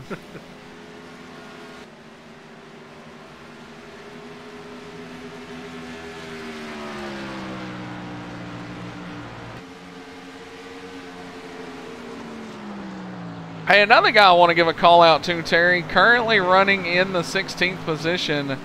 Glad to see him back. He missed a big part of the season. Definitely one of the guys, one of the older gentlemen in the league, but definitely one of the most respected guys you're going to share a track with. Ronald White out of Carolina in that 99 U.S. Army truck. Of course, one of the many veterans in the league. All right, man. Caution. Oh, there it is. Caution flag. It's going to be Davey Lamont down the front straightaway. Folks, I told you anything could happen. We had just mentioned Davey Lamont having a great run. But, folks, I told you anything could happen, and the complexity of this race, Terry, just took a 180. Oh, now this is where it's about to get interesting. We're going to go take a look here. Lamont looks like he's going to go through 3 and 4. Running that bottom line, truck just going to step out. Heavy contact with the outside wall. Yeah. Locks it down, gets it locked down, and then actually has the awareness to back it down the racetrack. But holy cow. Wow. I was not expecting that to happen. If there ever was a money stop, you said that under the green, it was the money stop. I did this. If there ever was a money stop, this is it. This is it right now. This is the money stop. And we have Jared Mogard is coming down pit lane to his pit stall. Mogard going to come down pit lane. The motor on the 18 truck expired. That was what you heard. Saw the puff of smoke. Here we go, folks. It's the money stop. Terry, anything can happen. 10 laps to go. And we've seen how some of these restarts were at the beginning of this segment. Just wait. You haven't seen nothing yet. Battle off pit road. Tyler Justice.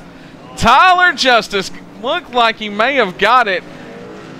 And there was a drag race down pit lane between Joe Joe Burchett, and I can't see who the other, and 89 of Spence Thompson. I think they were actually beating and baying a little bit coming down the pit lane. We're going to go back, take a look at it. Terry saw it before I did.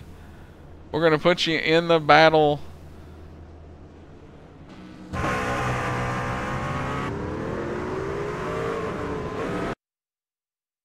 Oh, yeah, definitely some rubbing going on.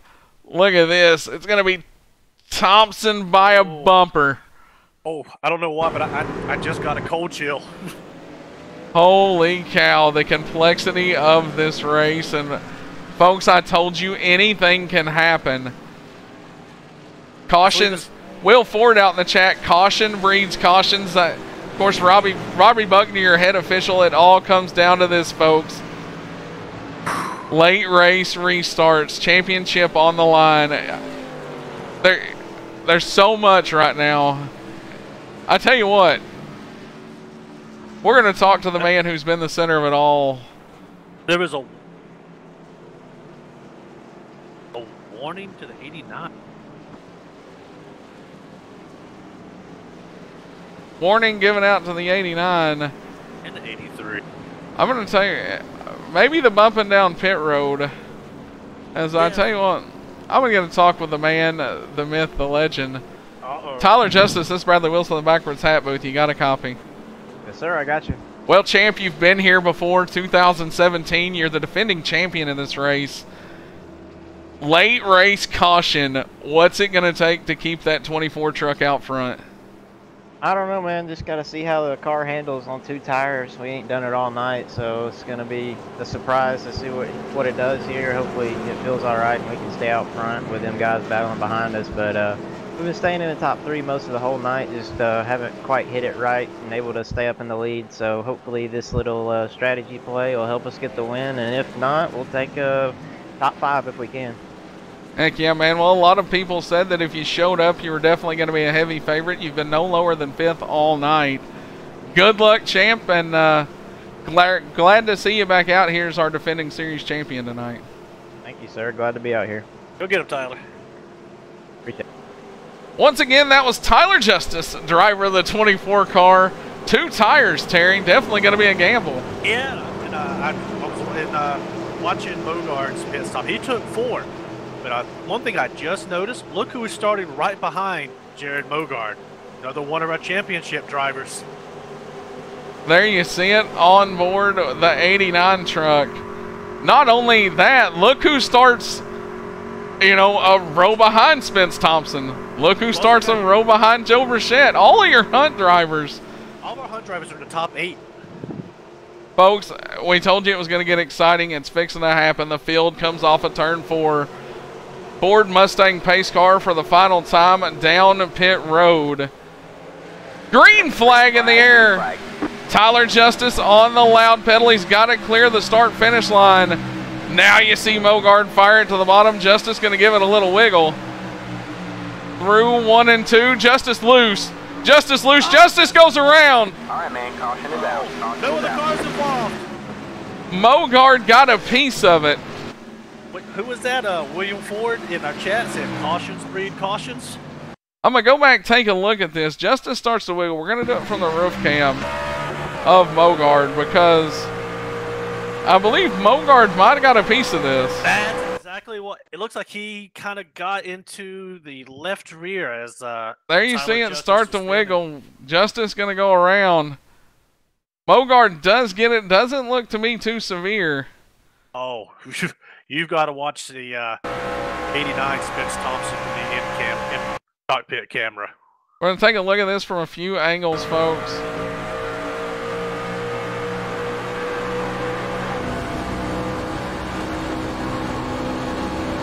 Smoke. Justice goes around. Thompson to the bottom to avoid it.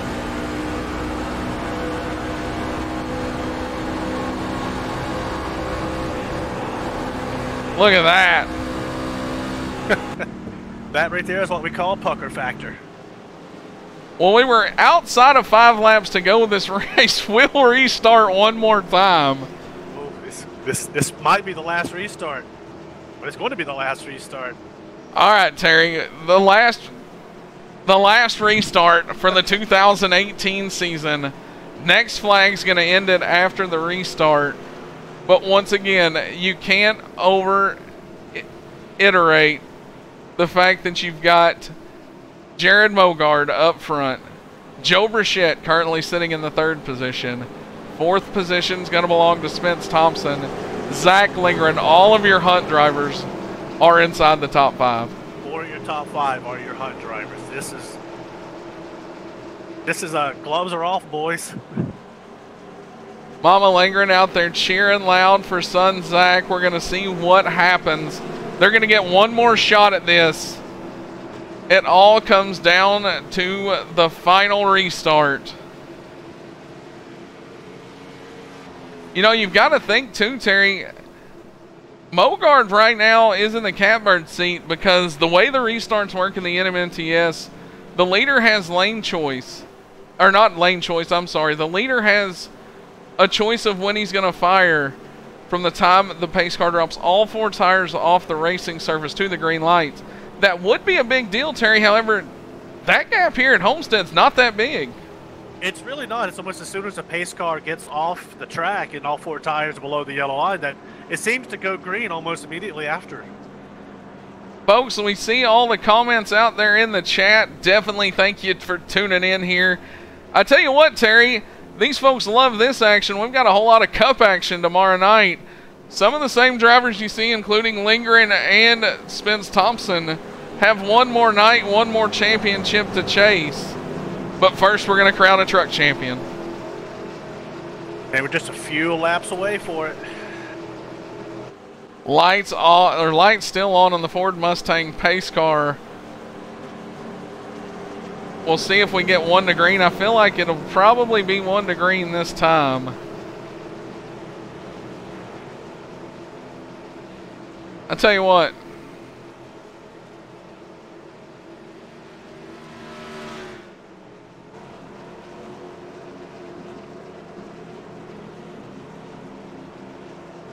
I can only imagine what's going through some of these drivers right now, especially the ones that are running for a championship.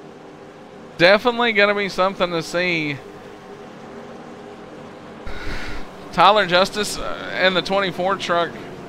Looks Lights like the off. damage going to be too much to bring it back out. But the lights are off on the Ford Mustang pace car. This is it. For the final time in 2018, Terry, we're about to set the field free out of turn number 4. Next flag ends it. Next flag Championship ends the race, on the line. championship. Terry, this is what these guys have been working for since February. Yes, it's definitely a long season. Some of these guys, they want to come out on top. There you see it, Jared Mogard going to lead us to the green flag. There's an onboard look with Spence Thompson, Zach Lingren in the 85. 83 at Joe Brichette. I'm just curious to see if he's going to stay on Jared Mogard's bumper. It's definitely going to be exciting. We're going to have to see what happens here. So let me ask you this, Bradley. If you were running for the championship and you were Mogard, if you were Brichette, would you put the bumper to Mogard going into 1? You know, I would like to say no. Same here. I'd like to say no. I would like to say no, but man, these championships, I know how hard it is to win them. Green flag in the air. Green flag. Mogard with a restart of a lifetime. If we can keep it green for 2 more laps, you're going to see the finish everybody's been waiting for. Mogard out front. There's the battle cover with a Dixie napkin. Brichette to Sagan. Beasley does a little bit of blocking down the back straightaway. Oof. Jared Mogard, your leader, going into 3 with Joe Brichette still in 2nd. The 3rd. Oh, Beasley going to back him up. Zach Lingren going to get a little piece of it. A little accordion effect going on back here. Joe Brichette breaks free. White flag in the air. Does anybody have anything for Mogard? He's been so dominant all night long. Unless there's a driver error, I believe Jared Mogard has this championship. Looking on from the gearbox camera on the 1 car through 3 and 4. Brichette gonna throw it deep, sell it cheap. It's not gonna be enough. He got nothing to lose by trying. Jared Mogard out of turn 4. your 2018 Monday Night Thunder Series champion, Jared Mogard, number 1 truck. Jared Mogard, going to pick up his 14th win of the season. Wow. Joe Burchett second, Jared Beasley third, fourth will be the 89 truck of Spence Thompson. Fifth going to be PJ Popham, sixth Zach Lindgren, seventh Jared Washon, eighth Brad Cross, ninth David Levine. Andrew Cardinale going to round out your top 10. In 11th place, we have the 43 of Craig Lerman. 12th, Blaine Fallon. 13th, good comeback to the NMNTS. I'm sorry, this is a different person. Anthony C's 13th, 4th laps down. 14th place after the last restart, Tyler Justice. 15th place, Davey Lamont. Ronald White will top off 16th position with Jason Alexander 17th. Michael Redding 18th. David Heise will finish 19th, and John Kennedy will wrap it up in 20th position. Frank Gonzalez is going to bring it home unofficially in the 21st spot. Blake Falone 22nd. Sawyer Ott 23rd. 101 laps down, and that rounds out your field. Post-race interviews coming up. I tell you what, there's some donuts on the front straightaway. There are some donuts on the front straightaway. There you see it. The man who's been nothing short of dominant comes into tonight. Puts an exclamation point on just a season that, you know, some could only dream about having, Terry. Oh, yeah. Just kind of... And blows it up. There'll be no post-race motor inspection on the one truck as he just hand grenades it during the... You don't need that engine until next year. Well... Post-race activity between a couple of drivers that were racing hard earlier. The number 30 of Brad Cross and the 96 of Jared Washon had some post-race extracurricular activities. Well, here we go. We're going to pull up the third place finisher on the night. Jared Beasley, that's Bradley Wilson, the backwards hat booth. You got a copy? Yeah, Bradley, I got you. Well, man, late race caution. Gonna decide the 2018 season finale. Do you think that you had anything to possibly get up there? Could you have cleared Burchett? I was definitely gaining on Burchett through that last caution phase, but it was really fast. I honestly thought I had a chance at winning it, but I drove it in there a little bit too deep. Just my bad driving on my part, but all I know is I had a fast car and it was really fun. I was glad to be here. We definitely showed it. You started second, going to finish third. Not really spent any time outside the top 5 tonight. Now, I talked about the end of the season that you've had has been something that a lot of people are going to call a momentum builder for 2019. You've clicked off some wins here in the late part of the season, and I've got to think 2019 is definitely going to look bright for the 15 truck. The 2019 is going to be a game changer for all of the MR Motorsports crew. I mean, we're building as a team more and more each day, and we're definitely going to be strong. Tyler and Mike is always strong. Just about everybody knows that here, but the whole entire crew is coming strong next year for sure. So MR Motorsports is going to be one to look out for sure. Well, definitely, you know, great leadership on your part tonight, keeping that truck in the top 5, just about the highest scored MR truck of the 3 in attendance tonight. Man, before we let you get out of here for the final time in 2018, is there anybody you want to give a shout out to? I want to give a huge shout out to Michael Redding with MR Motorsports. I want to give a shout out to you guys. Shout out to JB Paints, my sponsors, for putting the decal on the car. And once again, thank you for putting this show on and having a great place to run with. It's definitely a pleasure, man, as always, and I look forward to many more of these interviews come 2019. Good luck moving forward. Enjoy the off season, and congratulations on the third place finish tonight. Thank you, Bradley. Once again, that was Jared Beasley, the driver out of the MR Motorsports camp, going to bring it home in third place tonight. I tell you what, Terry, I'm not going to hog all the post-race interviews. I'm going to make radio contact with Joe Brichette and take it away. Hey, Joe Brichette, this is Terry up in the Backward Hat Production. You got a copy? Yes, sir. Man, I know you were just one position away from that championship, but I have to tell you, you put on one heck of a race for all of our fans today. Congratulations. Yeah, thank you, man. Just came up one spot short. That's all it is. I mean, it looked like with that last restart, where you were starting right behind Jared, excuse me, Jared Mogard, we were kind of talking if maybe you would give him a bumper going into turn one. Is that something you would do if it come down to a championship? Yeah, I mean, if I could have timed the start, with him having that leader's advantage of going whenever he wants to, once the pace car drops, you kind of have to anticipate where you think he's going to go, and then somewhat already be on the throttle. I wasn't able to kind of time it like I wanted to, and he was able to break free far enough to where, going into one or going into three on that first or on the second to the white flag lap. I couldn't really get to him enough where maybe I could have drafted him down the front stretch a little bit and maybe, got to him a little bit in one or, again in three.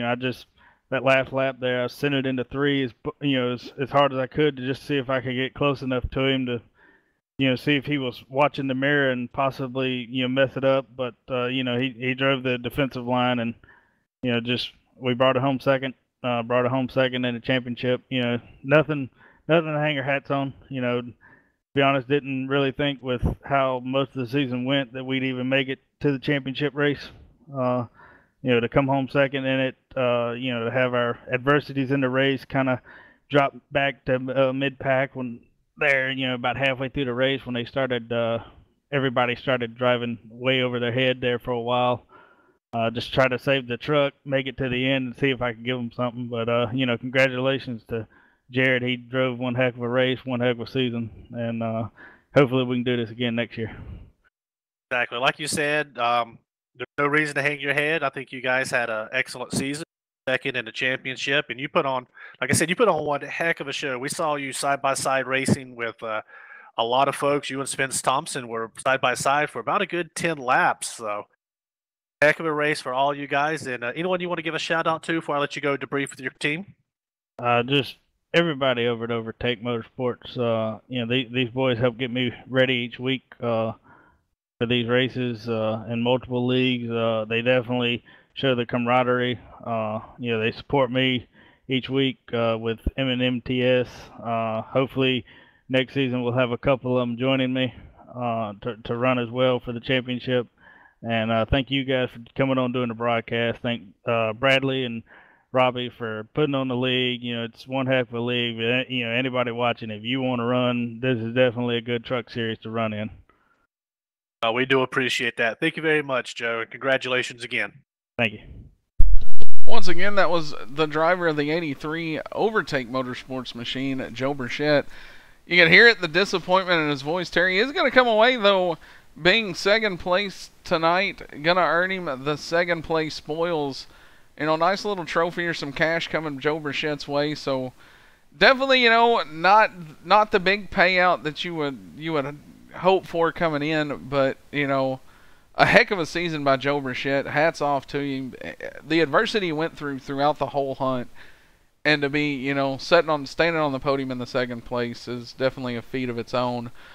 We're gonna waste no more time, and we're gonna get to the 2018 NMNTS Monday Night Thunder Series champion, Jared Mogard. This is Bradley Wilson, the Backwards Hat Booth. You got a copy? Yeah, I got you. Well, man, you definitely went out tonight, laid the wood to it, showed everybody that if this championship was going to be taken from you, they were going to have to earn it. Led the most laps on the night, sometimes at some points in the race by 5+ seconds. Seemed like everything went your way tonight. Yeah, it did. I don't know. We ran last week with the Grand National Series, so we had some track time and stuff. And for me, it drove exactly like it did last night. I mean, different car, but for the most part, it drove the same, and it just yeah, everything went our way. Man, I believe if my tally is right, this is going to make number 14 on the season. Putting the exclamation point on just what was a great season all around. Looking back, the fight from February to now, man, I've got to think it's got to feel great and a big sigh of relief, you know. And you've definitely stamped your place in NMNTS history, going down as the third different champion in 3 years. Yeah, I mean, it's been a great year, like you said. I don't, it's going to be really hard, probably impossible for anybody to have a year like that, like we had this year. And you got to be lucky in certain situations, obviously. But we had high expectations starting the year, and to start the year, we kind of got a reality check, as mentioned. We didn't make a few of the races to start the year, so that kind of put us back a little bit. But as the year went on, we just got stronger and stronger, and we were just fortunate enough to have a really good playoffs once we got there and got here, and like I said, everything just went our way. Man, like I said, there's definitely not much that I could say about the season that hasn't been said already. The wins, the top fives, lap led, definitely making the most of the stage points. It's definitely been a pleasure all season long, and to see the kind of dominance that you put forth and put on the field, it definitely, the message was sent that if anybody was going to win this championship, they were going to have to take it from you. From about the midway point of the season, and took the points lead over in the regular season, never looked back. If there was one moment in the championship season that really kind of defined it for you, or that's going to stick out in your memory, what would it be? I don't know. I think for me, the biggest thing, but stage racing in itself this year, that's new. I've never raced it, anywhere like that, so that was new. But when we get into the playoffs, for me, the goal was to win the first race in each round and automatically move on to the next round, and we were able to do that in every round to kind of set the tone for that particular round and make our life a lot easier for the final two races in each round. And we got lucky, and we were fortunate enough to do that. And them other three drivers, I mean, if you wanted three of the best drivers to compete against, them other three. So I was a little worried about Bichette there at the end, because he ran with us last week at Phoenix and about got us. So I was worried about him, and he was there at the end too. So, but yeah, I'm just thankful, just really thankful that to be a part of this and to have the year that we had. Well, congratulations once again, champ, on just a great season. Before we let you get out of here for the final time in 2018, anybody you want to give a shout out to? I gotta give a shout out to my buddy Brad, and my crew chief. My crew chief had a really simple job, and he couldn't do it. I think he was too busy eating some kind of taco soup or something. I'm not really sure what the deal was there, but he had like two things to say all race, and he failed at it completely. But thank them guys for Brad for racing, and crew chief for sticking out, keeping me calm. I think my sponsors are Power Computers, TDS Internet, Nick Kaufman with Kaufman Racing Graphics, and Twitchy Race Reports. And again, you guys for the league, and Robbie for being race control all year, and just everybody that made this deal go this year. It certainly was a blast to be a part of it, and to ultimately be crowned the champion is pretty sweet. So. And shout out to the fans as well. Hopefully they enjoyed, and we'll enjoy this one and get ready in the off season, and hopefully be back next year. Probably in the Grand National Series next year, I'm thinking. Heck yeah, man. Well, once again, congratulations. Go celebrate with the team, and not much more you can say. Just a dominant performance tonight. Thank you, guys. I really appreciate it. Congratulations on the championship, Jared. Thank you, buddy. Once again, that was Jared Mogard, your 2018 Monday Night Thunder Series champion. We're going to talk to the other two Hunt drivers now, as we've still got radio communications up with them. We're going to talk to Spence Thompson, who's going to finish out the season in the final podium spot. Guard. Spence Thompson's Bradley Wilson backwards hat booth. You got a copy? Yes, sir, Bradley. Well, man, not the night you were hoping for. You know, we talked in the pre-race about possibly, you know, the chance of being the first repeat champion. We're going to see 3 champions in 3 years. But definitely not for a lack of try tonight. You had the 89 truck up front. Definitely had to race hard there through the middle part of the race. Tell me a little bit about your night as a whole. Yeah, the thing that we can hang our hat on at least this year is we actually had a competitive race truck. I mean, last year when we came here, we just struggled so much. We just could not get the handle on the car. And during that first one, we were kind of sliding the nose a lot going into turn 1. Not so much turn 3, but like I said, mostly turn 1. And started being able to find something that worked during the second run, kind of back up those corners a lot and being able to really roll the center really good and get on the gas hard and get off the corner really well. So we were able to, like I said, we were able to find something like that kind of worked for us, and we made it work a little bit through the long run at the end there, and it seemed to, you know, definitely make our progress where we were able to at least race against guys and gain spots and try to keep up with a few people. But compared to that one car, man, we just didn't have the speed in it that we needed to be able to try to go up there and try to contend for it, because if you were going to try to beat somebody tonight, man, it had to be Mogard tonight, though. He had the fastest truck tonight, and I mean, big props to him on a good season. I mean, winningest driver in the year this year, and I guess the fastest car definitely won this one tonight, though. I mean, he definitely showed it, but our guys on this 89 team never gave up, though, man. I mean, like I said, we got a lot to be proud of this year. I mean, we definitely had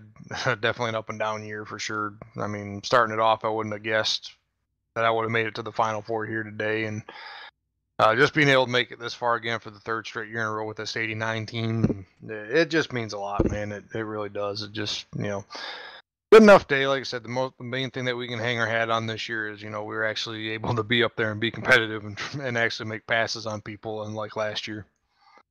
Well, you know, I mean, I hate to go back to the fact, you know, 2016, you know, track, you know, champion that year, definitely, you know, class of the field come hunt time. And I hate to go back to the fact, but I also want to, you know, kind of get your words on it. From the 2016 champion, you know, and the fact that 2016 you won the championship, and then last year Tyler come on and had the season that, you know, he had. And this year Mogard follows it up and, you know, sets the new career win totals for a season. Man, what, in your words, what kind of competition level has raised, and, you know, how different is it from 2016 to today?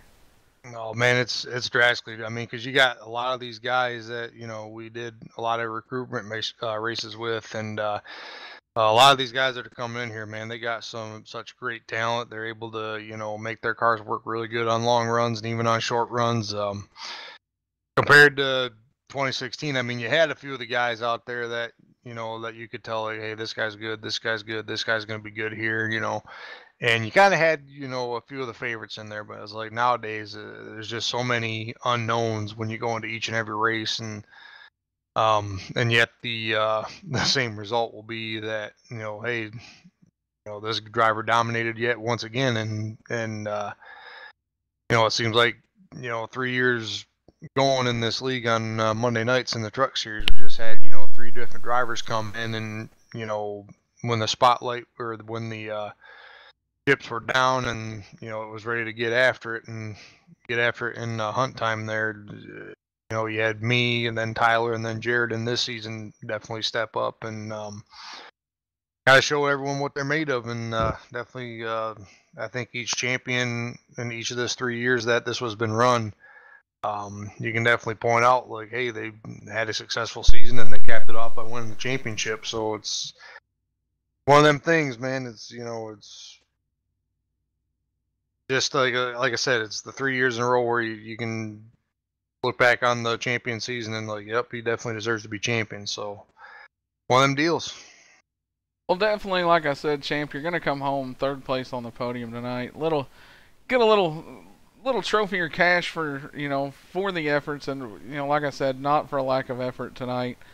Definitely been an ambassador for the league for years now. I want to thank you for taking time out to talk to us, and you know, like I said, tonight come up third, but tomorrow night back for the final night, championship week, and got a cup championship to go chase. Yeah, absolutely, man. We're looking forward to that one as well. We feel like we got definitely a decent shot at the Cup Series title. Didn't really have a whole lot of wins in the win column this year, but each and every week we were always up front and contending for wins, and getting good, consistent top 5 finishes, and making sure that we keep on points racing our way into next rounds and all that. So definitely looking forward to seeing what tomorrow brings, man. And then wrapping up the Cup season, hopefully we can wrap that one up with being able to clinch a points championship there. That'd be pretty special. Well, champ, congratulations. Go debrief with the team. Get ready for tomorrow night. And once again, man, just congratulations on being, an overall ambassador and, as a past champion should be in the league. Appreciate it, guys. Thank you very much. Thanks, Spence. Appreciate it, Terry. Once again, that was Spence Thompson, going to come home third place overall in the season finale points-wise. We're now going to talk to the driver, probably one of the most heartbroken guys on the night. Zach Lindgren, this is Bradley Wilson, the Backwards Hat Booth. You got a copy? Yeah, I got you. Well, man, definitely not the night that you were hoping to have when we talked to you on the start-finish line pre-race. Tell me a little bit about, what went wrong, what could have gone different, and, is there anything you could have done to catch Mogart at the end? I don't know what to tell you. I really don't. I don't know what he was doing. I don't know what I was doing so wrong. They were bit up faster. I couldn't find anything all race. When I thought I did, they just ran away from me. So I wish I could tell you, man. I really wish I could tell you what I could have done differently, what I think I could have done. I honestly did everything I thought I had to do, run a line that I thought would work. And well, man, like I said, it didn't work. Definitely, I can hear it in your voice. It definitely wasn't the night you were hoping for.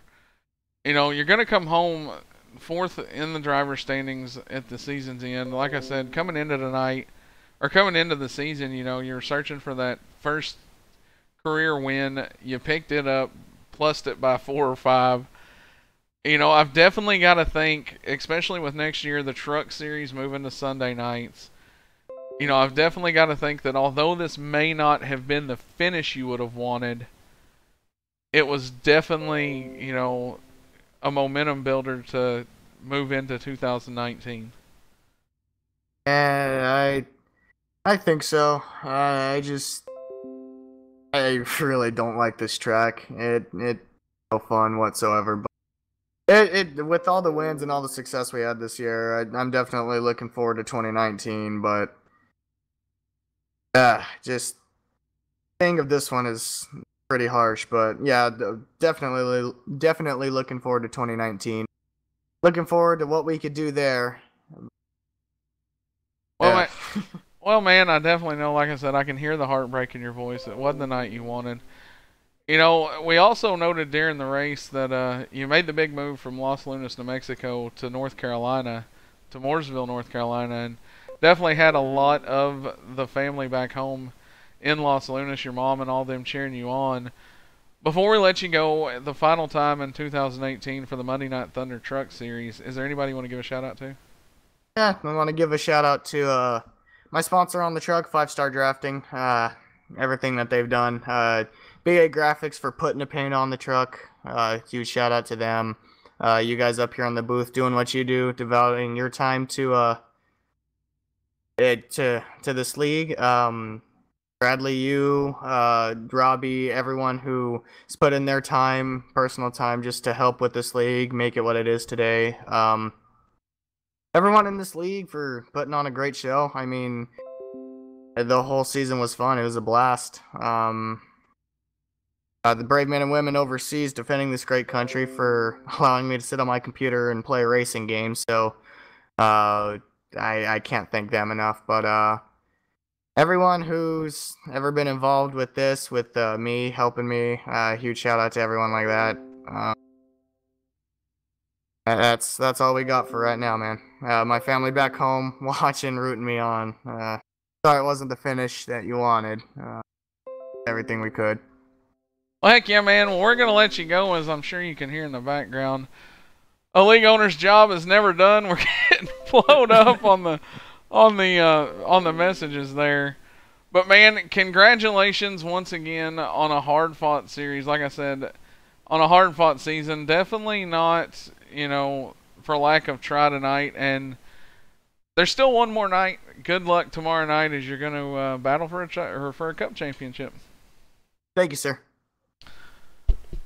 Once again, that was the driver of the 85 machine. WFO Motorsports going to come home 4th overall in the point standings tonight.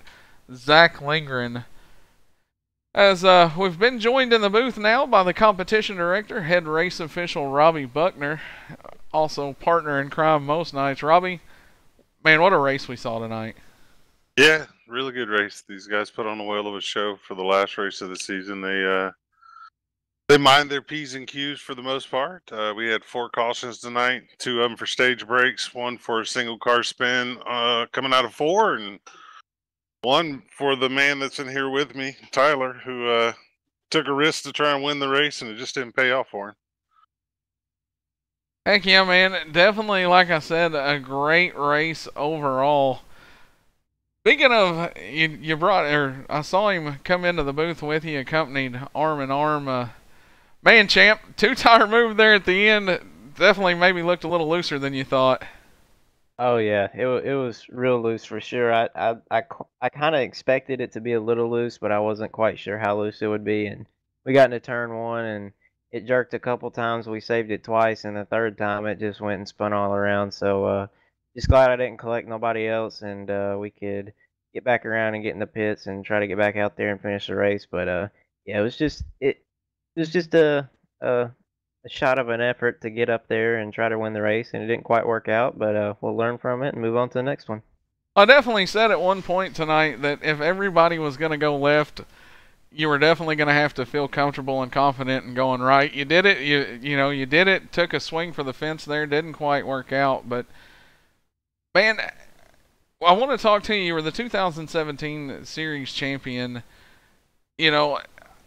I know you can speak volumes as just how hard and how dedicated you have to be to win one of these championships. Oh yeah, for sure. You have to stay on top of everything. Get a lot of practice laps in. That's really was key for me last year. I did lots and lots and lots of practice laps throughout the week, and it really helped out big time. But yeah, you have to stay consistent, and especially when you get into the chase, got to put good runs together. Make sure you make it to the next round and things like that. But there's a lot of talented drivers in this league, and to beat all of them, it takes a good amount of effort, and luckily we were able to do that last year. So thankful for that, and glad we pulled off a championship last year, and Mogard was able to get it done tonight. So congrats to him. Like I said, man, you took a break through the mid part of the season, went over, started the Ghost Runner Cup Series on Thursday nights. Definitely growing, big things happening over there as it moves to Tuesday nights. But, definitely me and Terry hit on it. Last season, you ran all 3 series, and, I believe the last time we talked, only a handful of victories away from becoming the winningest driver in NMNTS history. I've gotta ask the question, man. Are we gonna see you back come 2019? Oh yeah, for sure. I don't know quite yet know what my plans are for full time or part time or whatever, but I'll definitely be back. You'll be seeing me around a lot next year. Heck yeah, man. Well, I appreciate you coming up here in the booth with us to, semi-close out the show. And good luck moving forward, man. And I tell you, I can't wait for the 2019 season to be able to run full-time in the Ghost Runner Cup Series and what you got going over there. Great program. It's going to be a lot of fun. Yes, sir. Thank you. Be glad to, looking forward to working together next season also. Heck yeah. Once again, that was Tyler Justice, driver of the number 24 truck tonight, your 2017 Monday Night Thunder Series champion. Robbie, if there's anybody that knows how to get it done, it is that man we just talked to. Last season, put on a clinic all season long. And, definitely, you look back the last 3 years, Robbie, you've got to say 3 years, 3 different champions. But, man, what seasons they had to get there. Yeah, I think if you look back at the history book, the 2016 champion may be the most competitive between the 4 drivers going into the final race. Because no one driver really separated themselves out and dominated the entire season. 2017, Tyler Justice just dominated from the word go. And 2018, it took about 4 or 5 races, but once Mogard broke through that barrier, Mogard was pretty much the man to beat week in, week out. So, been 3 interesting years. 2019 is going to be a big adjustment for a lot of the drivers. A lot of rule changes coming as competition director. Got a lot of changes coming. But hopefully it's going to make for some better racing for everybody, for all the fans out there. So it's been fun. I've enjoyed it. I can't thank you and everybody at NMNTS for the year, and Terry for coming in and helping. And also, I got to say thank you to Terry for taking over my truck when I had to step out. And I know Terry had some stuff come up, so he wasn't able to finish the season himself. But still meant a lot to me for Terry to take over my truck for me this year where I stepped out. But next year, we're not stepping out of anything. We're back in trucks at Grand National full time, and we're going to go after it ourselves. Heck yeah. Well, we're going to run down the final standings, close this show out. I tell you what, I've got both of you up here. It's been a pleasure to share the booth with you since we started this wild, crazy thing called Backwards Hat Productions. I tell you what, I'll lead off with the first 5, and then whoever wants to follow in, and we'll close the show out. Jared Mogard, going to be your 2018 Monday Night Thunder Series champion. Led the most laps, put on a clinic tonight on how to get around this racetrack. Joe Burchett going to come up just short, finishing in second. Up from 10th, though, 8-spot gain. Great run for Joe. You heard him through the mid part of the race say, had to be cautious. Take what the track can give you, and definitely was there at the end. Jared Beasley going to start second, finish third.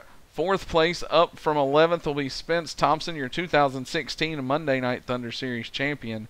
And PJ Popham going to round the season out for HRL Motorsports with a solid top 5. Terry, I'll give you the next 5. I appreciate it. And finishing in 6th position, we heard from him just not too long ago, Zach Lindgren. 7th position, a heck of a run by Jared Washon. 8th position, to number 30, Brad Cross. 9th place was David Levine. And top off 10th place was number 22 of Andrew Cardinelli. Coming home 11th tonight, guy that had a solid season, unfortunately made it to the round of 8, but wasn't able to get into the final 4. Craig Lerman in that number 43. Heck of a season for Craig this year. Coming home 12th would be the 21 of Blaine Falone, a driver that, in my opinion, throughout the year just progressively kept getting better and better and better week in, week out. And for him to come home only 1 lap down tonight, that's a heck of an accomplishment for Blaine. Coming home 13th is going to be that 98 of Anthony Colantano, one of our rookies this year. Anthony made debut this year. Heck of a drive for Anthony. Got a couple wins. It's going to be exciting to watch what he does next year. Coming home 14th, the man we talked about, our 2017 champ, who passed along the torch tonight to Jared Mogard. That'd be Tyler Justice. And coming home 15th tonight, another rookie driver new to the series this year, Davey Lamont. 16th will be the wily veteran Ronald White. We talked about him in the middle of the race. Definitely one of those guys you love to have around. One of the most respected guys in the garage area. Always respectful to share the track with. 17th will be Jason Alexander, the MR Motorsports driver. After starting 7th, going to lose 10 spots, 28 laps down. 18th will be the Evil Outlaw out of Batesville, Arkansas, Michael Redding. Going to finish 43 laps down. 19th will be David Heisey. I saw him have trouble through the middle part of the race. And rounding out your top 20, 85 laps down, that's going to be John Kennedy. Around out the top of the field, 21st is Frank Gonzalez. 22nd, Blake Falone. We saw he had a little bit of issues earlier in the race. And 23rd, number 49 of Sawyer Ott. You see the 24th place there? That was Ryan Daniels. Didn't actually turn a lap. He was up here in the booth with us. Got called away. We do want to send a special thanks out to Ryan for hanging out with us here in the booth through the early stages of the race. Folks, if you didn't get enough of it tonight, we're going to be back tomorrow night with the BA Graphics Cup Series, the final night of championship racing in the week for the NMNTS Racing Series. And then Wednesday night, I know Robbie's excited as after a long off week, the MVRL is back. We're going to go dirt late model racing at Lima Land. Fighter jets in the gymnasium, always a great time. Once again, for Ryan Daniels, Terry Mason, Robbie Buckner, I am Bradley Wilson. This has been Backwards Hat Productions, the widely imitated, never duplicated. Everybody have a safe Tuesday, and we hope to see you back here tomorrow night.